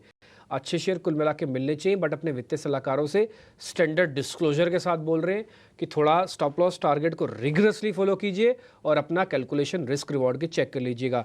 जिस डब्बे की मैं बात बोल रहा था, एक्चुअली वो डब्बे की शुरुआत हुई थी सर UBL से। आज सुबह सुबह अक्षय पी भागवत ने यूनाइटेड स्पिरिट्स दिया, मैंने उसका पीयर UBL भी चेक किया। वीकली चार्ट्स पे मैं ही आपको दिखा देता हूँ। मैं इसके बारे में आज विवेक जी के पास चलता हूँ, सर संतोष सर के पास चलता हूँ। संतोष सर, ये वही डब्बा है जिसके बारे में सर अभी बता रहे थे कि हम हिंदी में इसको डब्बा बोलते हैं, इंग्लिश में इसको रेक्टेंगल या बॉक्स का ब्रेकआउट बोलते हैं। ये हो चुका है, ये और कितना चलेगा सर UBL, संतोष सर? हाँ, ये जिन पे यूबीएल की बात करें तो हमने एक स्ट्रॉन्ग मोमेंटम देखा था स्टॉक, उसके बाद एक साइडवेज जोन में चले गया और साइडवेज जोन के अभी लोअर एंड के आसपास है, तो रिस्क रिवॉर्ड बहुत अच्छा है। 1957 के आसपास इसको सपोर्ट है, तो हम 1950 का एक स्टॉप लॉस लेकर यहाँ पे पोजिशनल बाइंग कर सकते हैं। जैसे स्टॉक अपना 20 डे मूविंग एवरेज जो करीबन 2050 के आसपास है उसको क्रॉस करेगा, हमको फिर से एक रैली 22 रुपीज की तरफ देखने को मिलेगी। तो इस कमजोर बाजार में भी ये पॉजिटिव नोट पर ट्रेड कर रहा है, तो यहाँ पर खरीदारी के मौके ढूंढ सकते हैं। ठीक है, तो UPL और अन्य लिकर काउंटर्स में भी हम देख रहे हैं कि ज़बरदस्त तेज़ी है। कुछ एक छोटे मझोले काउंटर्स जैसे कि तिलक नगर इंडस्ट्रीज़ भी जो है ऊपर आ रहा है, तो इन सब पे आप ज़रूर ध्यान रखें। पर इस बीच निफ्टी बैंक में निचले स्तरों से एक डिसेंट रिकवरी मानी जा रही है, पर ऐसे में आप एक बार HDFC बैंक पे नज़र ज़रूर लगाए, क्योंकि कल हमने देखा था क्लोजिंग में भी ये मजबूत था। अभिषेक इसको लगातार हाईलाइट कर रहे थे, पर HDFC निफ्टी का टॉप गेनर बन चुका है। 1% की तेजी जो है HDFC बैंक दिखा रहा है। और अंशुल, आपसे समझना चाहेंगे और कितना फ्यूल बाकी है HDFC बैंक में, क्योंकि अगर ये चलने पे आया और सपोर्ट करने पे आया तो काफ़ी हद तक जो है ये रिकवरी लाने का दमखम रखता है। क्या देख रहे हैं आप HDFC बैंक पे, और क्या ये जो तेजी है थोड़ी और सस्टेनेबल दिख रही है आपको?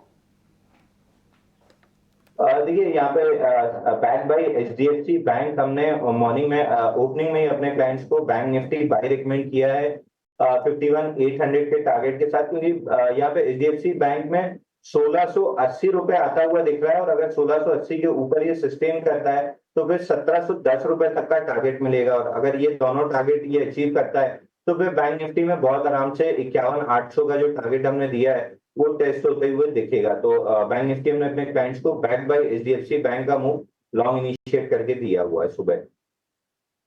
और डिस्क्लोजर भी बता रहे हैं अंशुल के जो व्यू है वो पॉजिटिव है, ना ही सिर्फ निफ्टी बैंक पे पर साथ ही HDFC बैंक पे भी जो है काफ़ी अच्छा व्यू बन रहा है। पर इस बीच कमिंस इंडिया, जहाँ पे मैनेजमेंट की कमेंट्री काफ़ी निराशाजनक रही, पर 8% की गिरावट थी, थोड़ी रिकवरी आ रही है। 6.5% की रिकवरी जो है फिलहाल इस पे है। और संतोष, एक बार आपसे समझना चाहेंगे, हालांकि इतने भी जो मैनेजमेंट की कमेंट्री थी वो इतनी भी ख़राब नहीं थी कि स्टॉक में इतनी गिरावट आए। कितना भरोसा कर रहे हैं आप ये रिकवरी में, और कितनी रिकवरी हो सकती है इसमें? इस कमिंस इंडिया की बात करें तो एक इम्पॉर्टेंट गिरावट के बाद एक इंपॉर्टेंट सपोर्ट लेवल के आसपास है, 3500 के आसपास इसको 100 डे मूविंग एवरेज है। इन केस अगर ये ब्रेक हो जाता है तो स्टॉक में एक बड़ी गिरावट की संभावना भी बन सकती है। तो आज के लो को स्टॉप लॉस लगा के होल्ड रखिए, इंपॉर्टेंट सपोर्ट लेवल है। और ये पूरा स्पेस ही थोड़ा सा कैपिटल स्पेस को लेकर थोड़े से वैल्यूएशंस के कंसर्न हो रहे हैं, लेकिन वहाँ स्टॉक्स में कोई बड़ी कमजोरी नहीं दिख रही है apart from comments. So important support level पे नजर रखिए, अगर कोई इंपॉर्टेंट सपोर्ट लेवल ब्रेक होते हैं तो इन स्टॉक में बड़ी गिरावट भी आ सकती है। तो कमिंस इंडिया थोड़ी और भी गिरावट इस पे हावी हो सकती है, इस पे ध्यान रखिए। पर देखिए जिस तरीके से कमज़ोरी बाजार में है, इस बीच डिफेंसिव्स जो हैं वो अच्छे से सामने आ रहे हैं, जैसे कि आज पूरा एफएमसीजी पैक्ट में जान है, और साथ ही साथ कुछ सिलेक्ट फार्मा काउंटर्स भी मजबूती दिखा रहे हैं। पर इस बीच गोदरेज कंज्यूमर्स पर भी एक बार राय लेंगे और अंशुल आपसे समझना चाहेंगे, क्योंकि ये स्टॉक लगातार एक अप ट्रेंड में है और कहीं ना कहीं अपने सपोर्ट से ही अच्छा बाउंस बैक दे रहा है। शायद अंशुल हमारे साथ अब नहीं, शायद कनेक्शन ठीक है। अंशुल, हाँ, अंशुल की राय चाहिए थी इस पे कि अंशुल गोदरेज कंज्यूमर्स कैसा दिख रहा है चार्ट्स पे और यहाँ पे कौन से लेवल्स ध्यान में रखने हैं? सृष्टि जी, गोदरेज कंज्यूमर में 29 डेज का पैटर्न ब्रेकआउट था, उसके बाद से 8 दिन से कंसोलिडेट कर रहा था। 20 डे मूविंग एवरेज से वापस से चलना स्टार्ट किया है, तो पहले स्विंग हाई 1525 टेस्ट करेगा, 1525 निकलता है तो इसके बाद 1550 1555 तक के टारगेट्स मिलेंगे। दूसरा एक अपडेट है, 31 को मयूर यूनिकोड हमने दिया था 642 में, उसका टारगेट डन हो गया है, तो वहां पे प्रॉफिट बुकिंग कर सकते हैं। ठीक है, गोदरेज कंज्यूमर्स पे ध्यान रखिए, क्योंकि पिछले 3 से 4 दिनों के हाईस को ये क्रॉस कर रहा है। पर क्योंकि हम देख ही रहे हैं कि नतीजों का सीजन भी पूरे फुल स्विंग में है और इस बीच ब्रिटानिया के नंबर्स जो आएंगे, क्या कुछ उम्मीदें लगाई जा रही हैं ब्रिटानिया से इस बार, आइए समझ लेते हैं। और विनी हमारे साथ जुड़ चुकी हैं नतीजों के एस्टिमेट्स के साथ। विनी। सो ब्रिटानिया के जो नंबर्स देखिए, वो एक्सपेक्टेशन है ये टाइम कि 5% की ब्रिटानिया में रेवेन्यू ग्रोथ होगी, उसमें वॉल्यूम ग्रोथ होगा 7% का। तो यस, यहाँ पे प्राइसिंग ली थी ब्रिटानिया ने और उसकी वजह से प्राइसिंग जो होगी, प्राइसिंग ग्रोथ वो होगी नेगेटिव, बिकॉज प्राइस कट्स लिए थे। उसके अलावा मार्जिन एक्सपेक्टेड है 18.3% वर्सेस 17.2% लास्ट ईयर, तो थोड़ी एक्सपेंशन एक्सपेक्टेड है मार्जिन में, क्योंकि सॉफ्ट बेस भी चल रहा था लास्ट टाइम। उसके अलावा प्राइसिंग कट की वजह से मे बी एक्सपेक्टेड है कि जो मार्केट शेयर गेन कंपनी की चल रही है वो मे बी ये टाइम भी कंटिन्यू रहेगी। कितनी हो रही है मार्केट शेयर गेन, ये इंपॉर्टेंट फैक्टर होगा वॉच आउट करने के लिए। एडवर्स इम्पैक्ट में भी थोड़ा आ सकता है ये टाइम, इसीलिए ग्रोथ 5% की है expected, but may be because harsh summer था तो उसकी वजह से हॉट बेवरेजेस की जो चाय कॉफ़ी थे वो थोड़ी कम हुई थी सेल्स, तो उसकी वजह से मे बी बिस्किट्स पे भी थोड़ा इम्पैक्ट आ सकता है। तो ओवरऑल यस, कमोडिटी आउटलुक क्या है ये इंपॉर्टेंट फैक्टर है वॉच आउट करने के लिए, और आगे जाते हुए प्राइसिंग स्ट्रैटेजी क्या है कंपनी की इंपॉर्टेंट है। Market share trends, volume growth outlook और हिंद बेल्ट जो रूरल साइड है, अर्बन साइड है, वहाँ पे ग्रोथ कैसी चल रही है, ये इंपॉर्टेंट फैक्टर्स है वॉच आउट करने के लिए।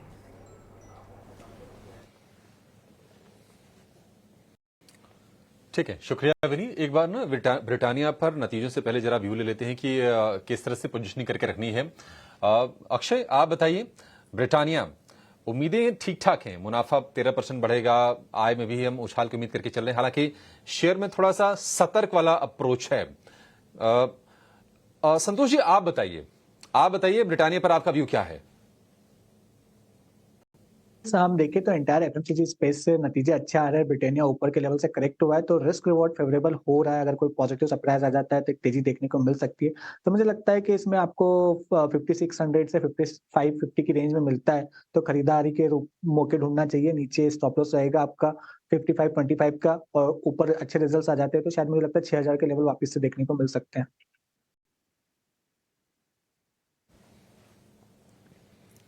ठीक है, ब्रिटानिया को लेकर ये व्यू। एचडीएफसी बैंक तेजी और बढ़ गई है, कल भी हमने देखा था कि ये मजबूत था और अब 1.25% ऊपर ये शेयर है और निफ्टी का टॉप गेनर भी है एचडीएफसी बैंक का। एक शेयर अंशु जी आप जरा चेक कीजिए, हालांकि फुटवेयर स्पेस में छोटी साइज की कंपनी है लिबर्टी। आज हम देख रहे हैं कि थोड़ा सा शेयर मजबूत है, 1000 करोड़ से भी कम का उसका मार्केट कैप होगा जहां तक मुझे अंदाजा है। लिबर्टी जरा चेक कीजिए, चलेगा क्या? और ये देखिए, लिबर्टी में एक फ्लैट काइंड ऑफ पैटर्न बना है जिससे आज ब्रेकआउट दे रहा है, लेकिन प्रॉब्लम स्टॉक में यही है कि 5% का सर्किट है। अगर 5% सर्किट वाले शेयर से प्रॉब्लम नहीं होती तो इसको ट्रेड कर सकते हैं। लगभग फ्लैट पैटर्न के ब्रेकआउट का टारगेट 580 रुपए निकल के आ रहा है, तो 580 तक के लिए लॉन्ग कर सकते हैं। बट सिमिलर स्पेस में अगर छोटा ही स्टॉक ट्रेड करना है तो कैंपस ज्यादा अच्छा लग रहा है। वहां पे बेस ब्रेकआउट रीटेस्ट हो रहा है, 307 के राउंड मिल जाता है तो लॉन्ग कर सकते हैं। 330 335 तक का इमीडिएट टारगेट मिल सकता है। 133 दिन का cup and handle pattern breakout है इसमें।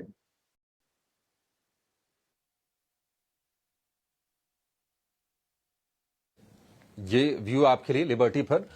लेकिन चलिए, बाजार कमजोर जरूर है, लेकिन ऑप्शंस में मौके आपको हम भरपूर देंगे ऑप्शंस के चैंपियन के जरिए।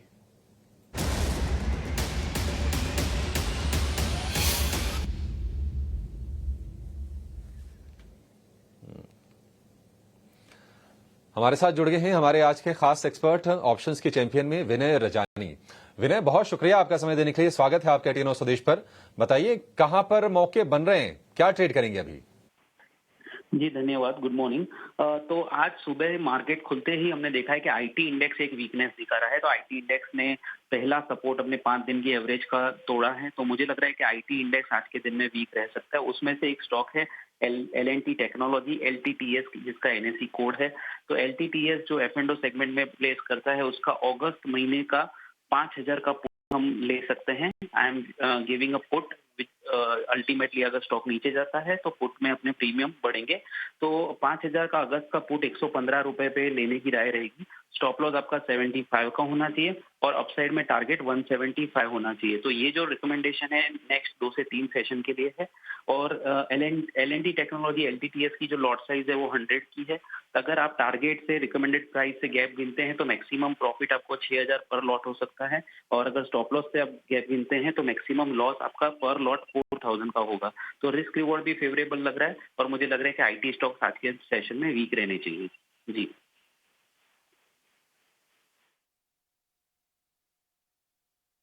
की पुट खरीदने की आज सुबह में आपको नोटिस करवा रहे थे कि देखिए नेस्डैक के अंदर हल्के हल्के क्रैक आए। सुबह हमने आपको चार्ट भी दिखाया था, हमने बताया था कि डॉ ज़्यादा स्ट्रॉन्ग है एज कम्पेयर टू नेस्डैक। और एक बार आपको ध्यान होगा पिछले 15-20 दिनों में विनय एक मिनट के लिए रहिएगा, एक शेयर आपसे पता करना, आप जाइएगा नहीं।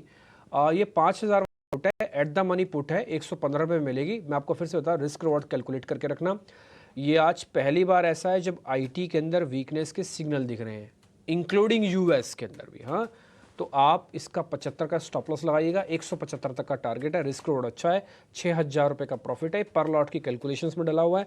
4000 का स्टॉप लॉस है। स्टैंडर्ड डिस्क्लोजर भी चला दो ऑप्शंस वाला कि भाई 10 में से 9 लोग पैसा गंवाते हैं और एक्सचेंजेस कई बार रिपोर्टिंग में ये बता चुकी है। हम फिर से आपको बताते हैं, फाइनेंशियल डिसिप्लिन वगैरह रखो, सब कुछ रखो, तभी अच्छा बन जाएगा ट्रेड। अगर फाइनेंशियल डिसिप्लिन नहीं रखोगे तो फिर दिक्कत होगी। विनय, आप है ना लाइन पे? एक शेयर मेरे को ना आपसे पता करना, मेरी जरा स्क्रीन दिखाना। अच्छा, आप विनय आप ऑफिस में हैं कि रास्ते में कहीं पे? नहीं, ऑफिस पे हूँ। ऑफिस में ना, तो सर अपनी मशीन में ना एक अदानी विल्मर डालो। अदानी विल्मर का एक शेयर है, जरा मेरी वाली स्क्रीन भी आप दिखाना। अदानी विल्मर लिमिटेड, ये वीकली चार्ट है सर इसका, और ये मेरे पास इसकी 50 लेवल। सर ये आज फिर से अटेम्प्ट कर रहा है ब्रेकआउट की। ये मैं आपके लिए मार्क कर देता हूँ, आप सबके लिए। 1 बार, 2 बार, 3 बार की अटेम्प्ट सर पास होने की तैयारी में है और नीचे स्ट्रॉन्ग बेस है। अदानी विल्मर बड़े मूव देने की तैयारी कर रहा है क्या सर? एक बार जरा चेक करेंगे आप? जी डेफिनेटली। तो आज एक अच्छा डेवलपमेंट ये हुआ है कि अदानी विल्मर अपने 200 दिन की मूविंग एवरेज के ऊपर सस्टेन हुआ है। पिछले 2-3 महीने पहले भी इसने अटेम्प्ट किया था, लेकिन ऊपर के लेवल पे सस्टेन नहीं हो पा रहा था। लेकिन जिस तरह से पिछले 5-6 दिन में इसमें वॉल्यूम हुए हैं, तो वॉल्यूम अच्छा खासा कंफर्मेशन दे रहे हैं कि इस बार ये टिक जाना चाहिए ऊपर की। और हमने देखा है कि अदानी ग्रुप के और स्टॉक्स है, जैसे अदानी एनर्जी सॉल्यूशन में हमने अच्छा खासा फॉलो बाइंग देखा था ब्रेकआउट आने के बाद। तो कुछ उसी तरह के सेटअप्स हम टेक्निकली देख रहे हैं। हालांकि मार्केट का सपोर्ट नहीं, आज का क्लोज हम जरूर से देखेंगे। अगर ये स्टॉक यहाँ पे क्लोज आ जाता है 365 के करीबन, तो फिर definitely it is a breakout setup on the daily chart, तो उसको डेफिनेटली कंसीडर कर सकते हैं शॉर्ट टर्म मोमेंटम बाइंग। तो एक अच्छा सेटअप है फिलहाल, खाली क्लोज यहाँ पे आ जाए तो थोड़ा और कंफर्मेशन मिल जाए। ठीक है, डन। बहुत बहुत शुक्रिया, आपने हमको ये बताया, इसके बारे में जानकारी दी, इसके लिए बहुत बहुत शुक्रिया सर। ठीक है, थैंक यू वेरी मच विनय, ये नोटिस करवाने के लिए। खैर इस बीच पूर्वांकरा की मैनेजमेंट भी हमारे साथ जुड़ रही है, अभिषेक कपूर हैं, क्योंकि इनके नंबर्स आए हैं उस पर ज़रा बातचीत करते हैं। अगर नंबर्स आपके पास हो तो एक बार ज़रा स्क्रीन पर वापस से दिखा दीजिएगा। कंपनी के सीईओ हैं अभिषेक कपूर। अभिषेक, बहुत बहुत शुक्रिया, थैंक यू वेरी मच समय देने के लिए। हाल ही में आपने कुछ एक्विजिशंस किया है, बेंगलुरु में करीब 7 एकड़ की लैंड ली है और उसमें आप कुछ डेवलपमेंट कर रहे हैं जिसमें करीब 900 करोड़ रुपए के आसपास की वैल्यूएशन बनती है। सर थोड़ा इसके बारे में बताइएगा और फिर ज़रा नंबर्स के बारे में बताइएगा। नंबर से आप सेटिस्फाइड हैं? जो हमारा एक्विजिशन बैंगलोर में हुआ है वो करीब 7 एकड़ का एक्विजिशन हुआ है और इलेक्ट्रिसिटी के लोकेशन में है। और इसमें हम एक्सपेक्ट कर रहे हैं 7 लाख स्क्वायर फुट से ज्यादा एरिया बनाने का और एक्सपेक्टेड है कि हम उसको जल्द से जल्द 9 से 12 महीने के अंदर लॉन्च में लेके आएंगे। जहां तक नंबर्स का सवाल है, हम काफी सेटिस्फाइड हैं इस क्वार्टर के नंबर से। 676 करोड़ का रेवेन्यू रहा है और प्रॉफिट्स रहे हैं और हमने डिलीवरी इंक्रीज की है, वो सबसे इंपॉर्टेंट चीज है। लेकिन जहां तक कैश फ्लो का सवाल है वो सबसे इंपॉर्टेंट रहता है। सो करीब 965 करोड़ का कलेक्शन रहा है। कैश और बैंक बैलेंस 1044 पे है, लेकिन जो इक्विवेलेंट है। और मोस्ट इम्पोर्टेंटली 762 करोड़ जितना हमने इन्वेस्टमेंट किया है नए लैंड एक्विजिशन में लास्ट क्वार्टर में। तो इससे ये करीब करीब 4 मिलियन स्क्वायर फुट का एडिशन हुआ है हमारे पोर्टफोलियो में, लैंड बैंक में, जिससे काफी वैल्यू ऐड होगा ऑर्गेनाइजेशन को।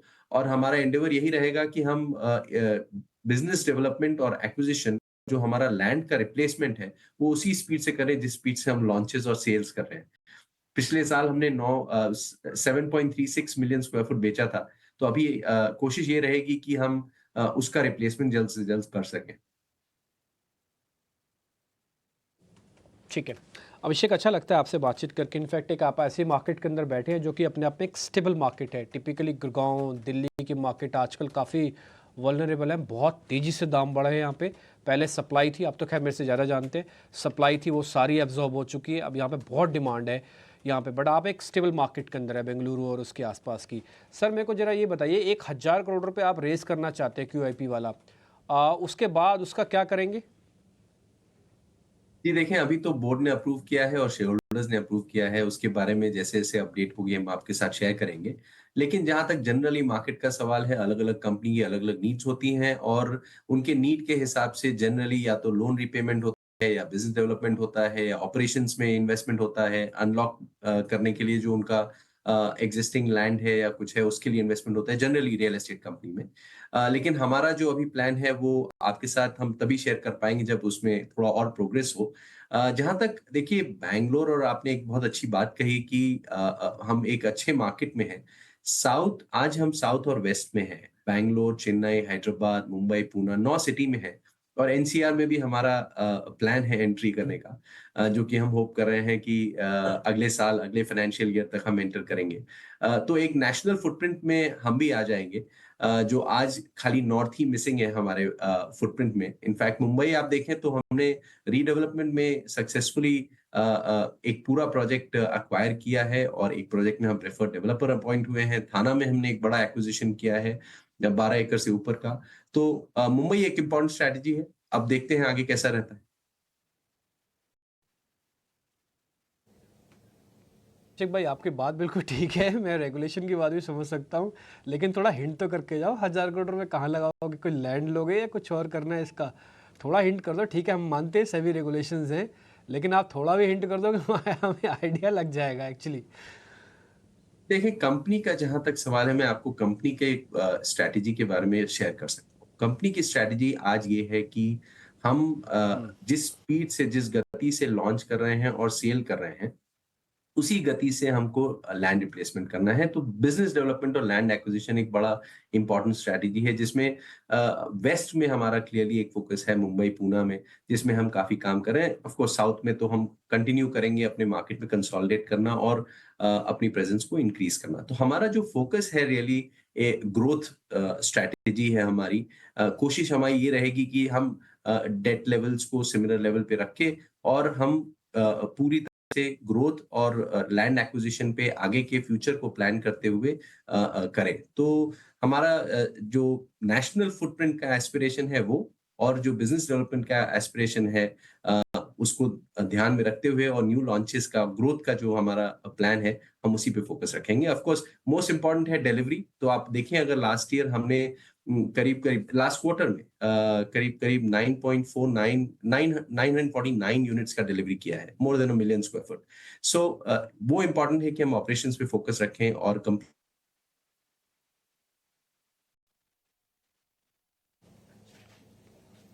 ठीक है अभिषेक जी, मैं भी अभिषेक बोल रहा हूं। एक आखिरी सवाल आपसे लेंगे। आपके कलेक्शंस तो हमें ठीक ठाक दिख रहे हैं, लेकिन अगर हम प्री सेल्स की बात करें तो ईयर ऑन ईयर वो फ्लैट दिख रहे हैं।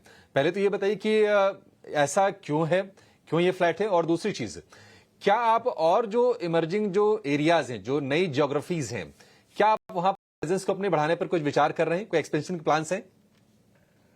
जी अभिषेक, देखें जहां तक हमारा लॉन्च का सवाल है, इस क्वार्टर का जो हमारा लॉन्च था थोड़ा सा डेफर हुआ है और वो जो सेल है वो हमने मेंटेन की है, इनफैक्ट हायर रियलाइजेशन पे मेंटेन की है लास्ट ईयर और इस ईयर के इस क्वार्टर में। लेकिन जो हमारा लॉन्च का प्रोग्राम है वो करीब करीब 17 मिलियन स्क्वायर फुट का लॉन्च है इस साल में, जिसमें से 14 मिलियन करीब करीब आएगा जो न्यू लॉन्चेस में आएगा और 3 मिलियन से ऊपर हमारा एग्जिस्टिंग प्रोजेक्ट्स का न्यू फेजेस खोलेंगे हम। तो launch plan very much track पे है। हम एक्सपेक्ट कर रहे हैं कि दूसरे तीसरे चौथे क्वार्टर में हम इसको कैचअप करेंगे, थोड़ा सा डिले हुआ है लेकिन अदरवाइज हम काफी लुक फॉरवर्ड कर रहे हैं रेस्ट ऑफ द ईयर को लेकर के।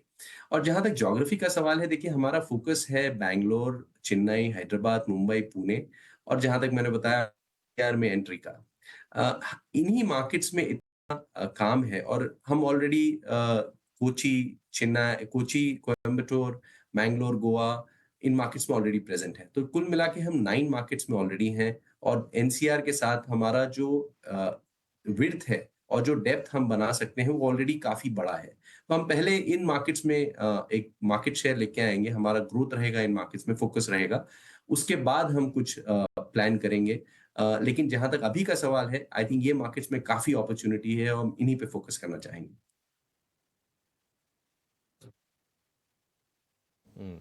ठीक है अभिषेक भाई, बहुत शुक्रिया आपका समय देने के लिए। बड़ा अच्छा लगा आपसे बातचीत करके। जल्द ही मुलाकात होगी आपसे फिर से। बहुत बहुत शुक्रिया आपका। चलिए आगे बढ़ेंगे और बाजार में हम देखने की कमजोरी तो है, कोई रिकवरी की कोई कोशिश नहीं है। 250 अंक अब तो नीचे है, मतलब और नीचे चला गया 24,750। हम तो 24,800 की बात कर रहे थे। शुरू में लगा कि शायद थोड़ी सी रिकवरी आ जाएगी, लेकिन नहीं। निफ्टी में सिर्फ और सिर्फ 4 स्टॉक ही हैं मजबूत और उसमें 1% से ज्यादा तेजी सिर्फ एचडीएफसी बैंक में है अकेला। कल भी इकलौता शेयर था निफ्टी बैंक में, एक्सिस बैंक के साथ साथ, मतलब 2 शेयर थे, 12 में से 2 शेयर मजबूत थे। आज एचडीएफसी बैंक मजबूत दिख रहा है और हम शेयर जरा चेक करते हैं। 1657 रुपए का भाव है, 62 तक आज ये गया था। तेजी को बरकरार रखे, 1600 रुपए से बढ़िया सपोर्ट लेकर ये शेयर चला है। लेकिन एक शेयर जिसकी कमजोरी थोड़ी चिंता में डाल रही है वो है कमिंस। 7% टूटकर आज ये एफएनओ का टॉप लूजर है कमिंस का। क्या कमिंस के कारोबार में दिक्कतें हैं? क्या ये शेयर और गिरेगा? गाइडेंस जो दिया था क्या उसको मीट नहीं कर पाई कंपनी? ये तमाम डिटेल्स लेकर हमारे सहयोगी शरद दुबे जुड़ गए हैं। शरद बताइए, आखिर कमिंस क्यों टूट रहा है? पेरेंट कंपनी ने ऐसा क्या कह दिया है? जी बिल्कुल अभिषेक, आपने सही कहा कि जो पेरेंट कंपनी की जो गाइडेंस आई है उनके इंडिया ऑपरेशंस को लेके, वहाँ पे जो है चिंता जो है बाजार दिखा रही है। लगभग 7% स्टॉक डाउन है। One of the top losers भी एफएनओ इंडेक्स में है। अब 2 अहम बात सामने आती है उनकी पेरेंट कंपनी की। सबसे पहले उन्होंने क्या किया है, कमिंस इंक्लूसिव ने जो है डाउनवर्ड गाइडेंस कर दिया है उनकी ग्रोथ गाइडेंस का इंडिया ऑपरेशंस का लगभग 1% से। ये पहली बात है। दूसरा बात है कि लगभग 10% का ईयर ऑन ईयर बेसिस पे डिक्लाइन आया है इंडिया के रेवेन्यूज़ पे, और ये जो है लिस्टेड कंपनी के बारे में बात कर रहे हैं जो उसके पेरेंट कंपनी ने कहा। लेकिन बाजार का क्या एक्सपेक्टेशन था? बाजार का एक्सपेक्टेशन था कि जो इंडिया की ऑपरेशंस है लिस्टेड की, वो लगभग 12% की ग्रोथ करेगी। तो ओवरऑल जो है वो आप कह सकते हैं पेरेंट वाइज वो डीग्रोथ देखने मिल रहा है। कोटक सिक्योरिटीज़ की भी तो थोड़ी विचार आई है इस पर। उन्होंने कहा है कि जो कमेंट्री आई है वो नेगेटिव रहेगा भारत के बिजनेस के लिए, स्पेशली जो लिस्टेड कंपनी है जिसके बारे में हम बात कर रहे हैं और अभी स्टॉक पे जो गिरावट आ रही है। तो उसकी जो सेगमेंट है पावर जेन करके एक कंपनी है, उसकी रेवेन्यूज़ भी डिक्लाइन 17% कर गए ईयर ऑन ईयर बेसिस पर। सीक्वेंशियली देखें तो और ज़्यादा डिक्लाइन है, लगभग 21% सीक्वेंशियली। इसका मतलब जो FY25 का जो पेरेंट कंपनी ने ग्रोथ गाइडेंस भारत के बिजनेस के लिए दिया था वो लगभग 15% का था, तो वो ग्रोथ गाइडेंस कम हो सकता है क्योंकि इस क्वार्टर में जो है नंबर्स बहुत ख़राब आए हैं, ये उनका कहना है। और गाइडेंस भी जो है डिफरेंस हुई है गाइडेंस की और एक्चुअल एक्सपेक्टेशन की, वो भी बढ़ी है। उसके कारण जो है प्रेशर आपको डोमेस्टिक कंपनी में पड़ रहा है और ये जो है हमें देखने मिल रही है आज स्टॉक के प्राइस में।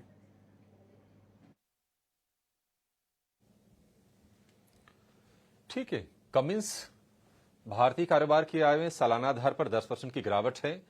12% की ग्रोथ की उम्मीद थी, तो जो उम्मीद थी उसके बिल्कुल उलट स्ट्राइकिंग डिफरेंस हम ये देख रहे हैं कमिंस में।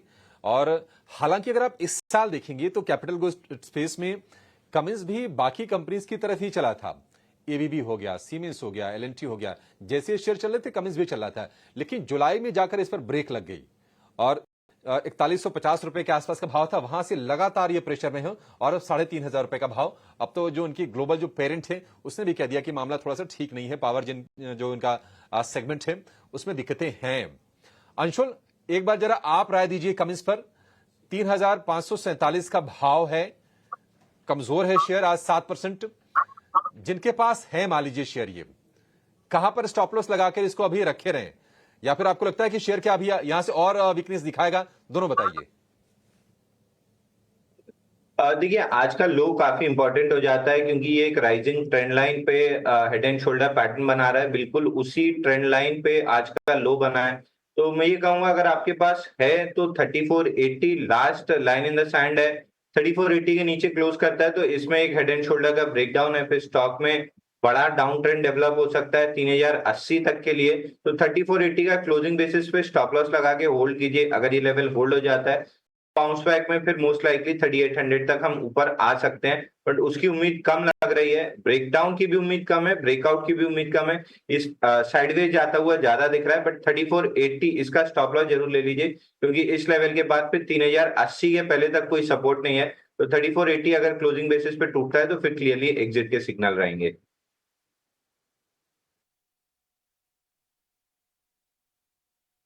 इसको लेकर ये व्यू, बाजार की जो गिरावट हुई है 280 अंकों की हो गई है। मतलब यूएस में जो मंदी का डर जो है, जो वहां के आर्थिक आंकड़े जो संकेत दे रहे हैं मैन्युफैक्चरिंग के, जॉब डेटा, वो पूरे ग्लोबल बाजारों का मूड खराब कर रही है। और सिर्फ भारत नहीं, एशिया में कोई भी बाजार नहीं है जहां पर आज आपको तेजी दिखेगी। भारी गिरावट चौतरफा हम देख रहे हैं। जापान के बाजार में भारी गिरावट थी। निफ्टी बैंक है 331 अंक नीचे और एचडीएफसी बैंक को अगर आप छोड़ दीजिए, स्टैंड आउट परफॉर्मेंस उसका हम कहेंगे अलग चाल साबित हो रही है। अदरवाइज बाकी के जो शेयर्स हैं वहां पर थोड़ा सा हम गिरावट का ही ट्रेंड देख रहे हैं। एकमात्र शेयर है निफ्टी बैंक में एचडीएफसी बैंक जो चल रहा है, बाकी ICICI bank, SBI, axis bank, IndusInd, BOB, Kotak, सारे के सारे बैंक आज फिर से धराशायी होते हुए दिख रहे हैं। एक शेयर जरा इस पर व्यू जरा चाहेंगे आपसे संतोष, कॉन्ट्रा बाई के लिहाज से क्या ये लेवल ठीक है मारुति सुजुकी में? देखिए नतीजे अच्छे आए थे Q1 के मारुति सुजुकी के, जो जुलाई के जो सेल्स नंबर आए वो भी ठीक ठाक आए। लगातार ये शेयर चल रहा था, थोड़ी सी प्रॉफिट टेकिंग, जिसको एंटर करना हो अभी एंटर कर ले या फिर थोड़ा सा और वेट कर लें। यस अभिषेक, आपने अच्छा स्टॉक आइडेंटिफाई किया। 12800 से 12600 का एरिया बहुत ही अच्छा डिमांड जोन है। स्टॉक में एक बहुत प्यारा ब्रेकआउट देखने को मिला था 13000 के लेवल का। हालांकि स्टॉक ऊपर से वापस पुल बैक दिखा रहा है, तो नॉर्मली जब ब्रेकआउट आता है और पुल बैक के बाद सपोर्ट के आसपास मिलता है तो एक अच्छी बाइंग अपॉर्चुनिटी देखने को मिल सकती है। तो यहाँ पर खरीदारी कर सकते हैं 12500 के स्टॉप लॉस के लिए। अगर यहाँ से चलना शुरू करता है तो वापस से आपको 13500 14000 तक की अपसाइड देखने को मिल सकती है।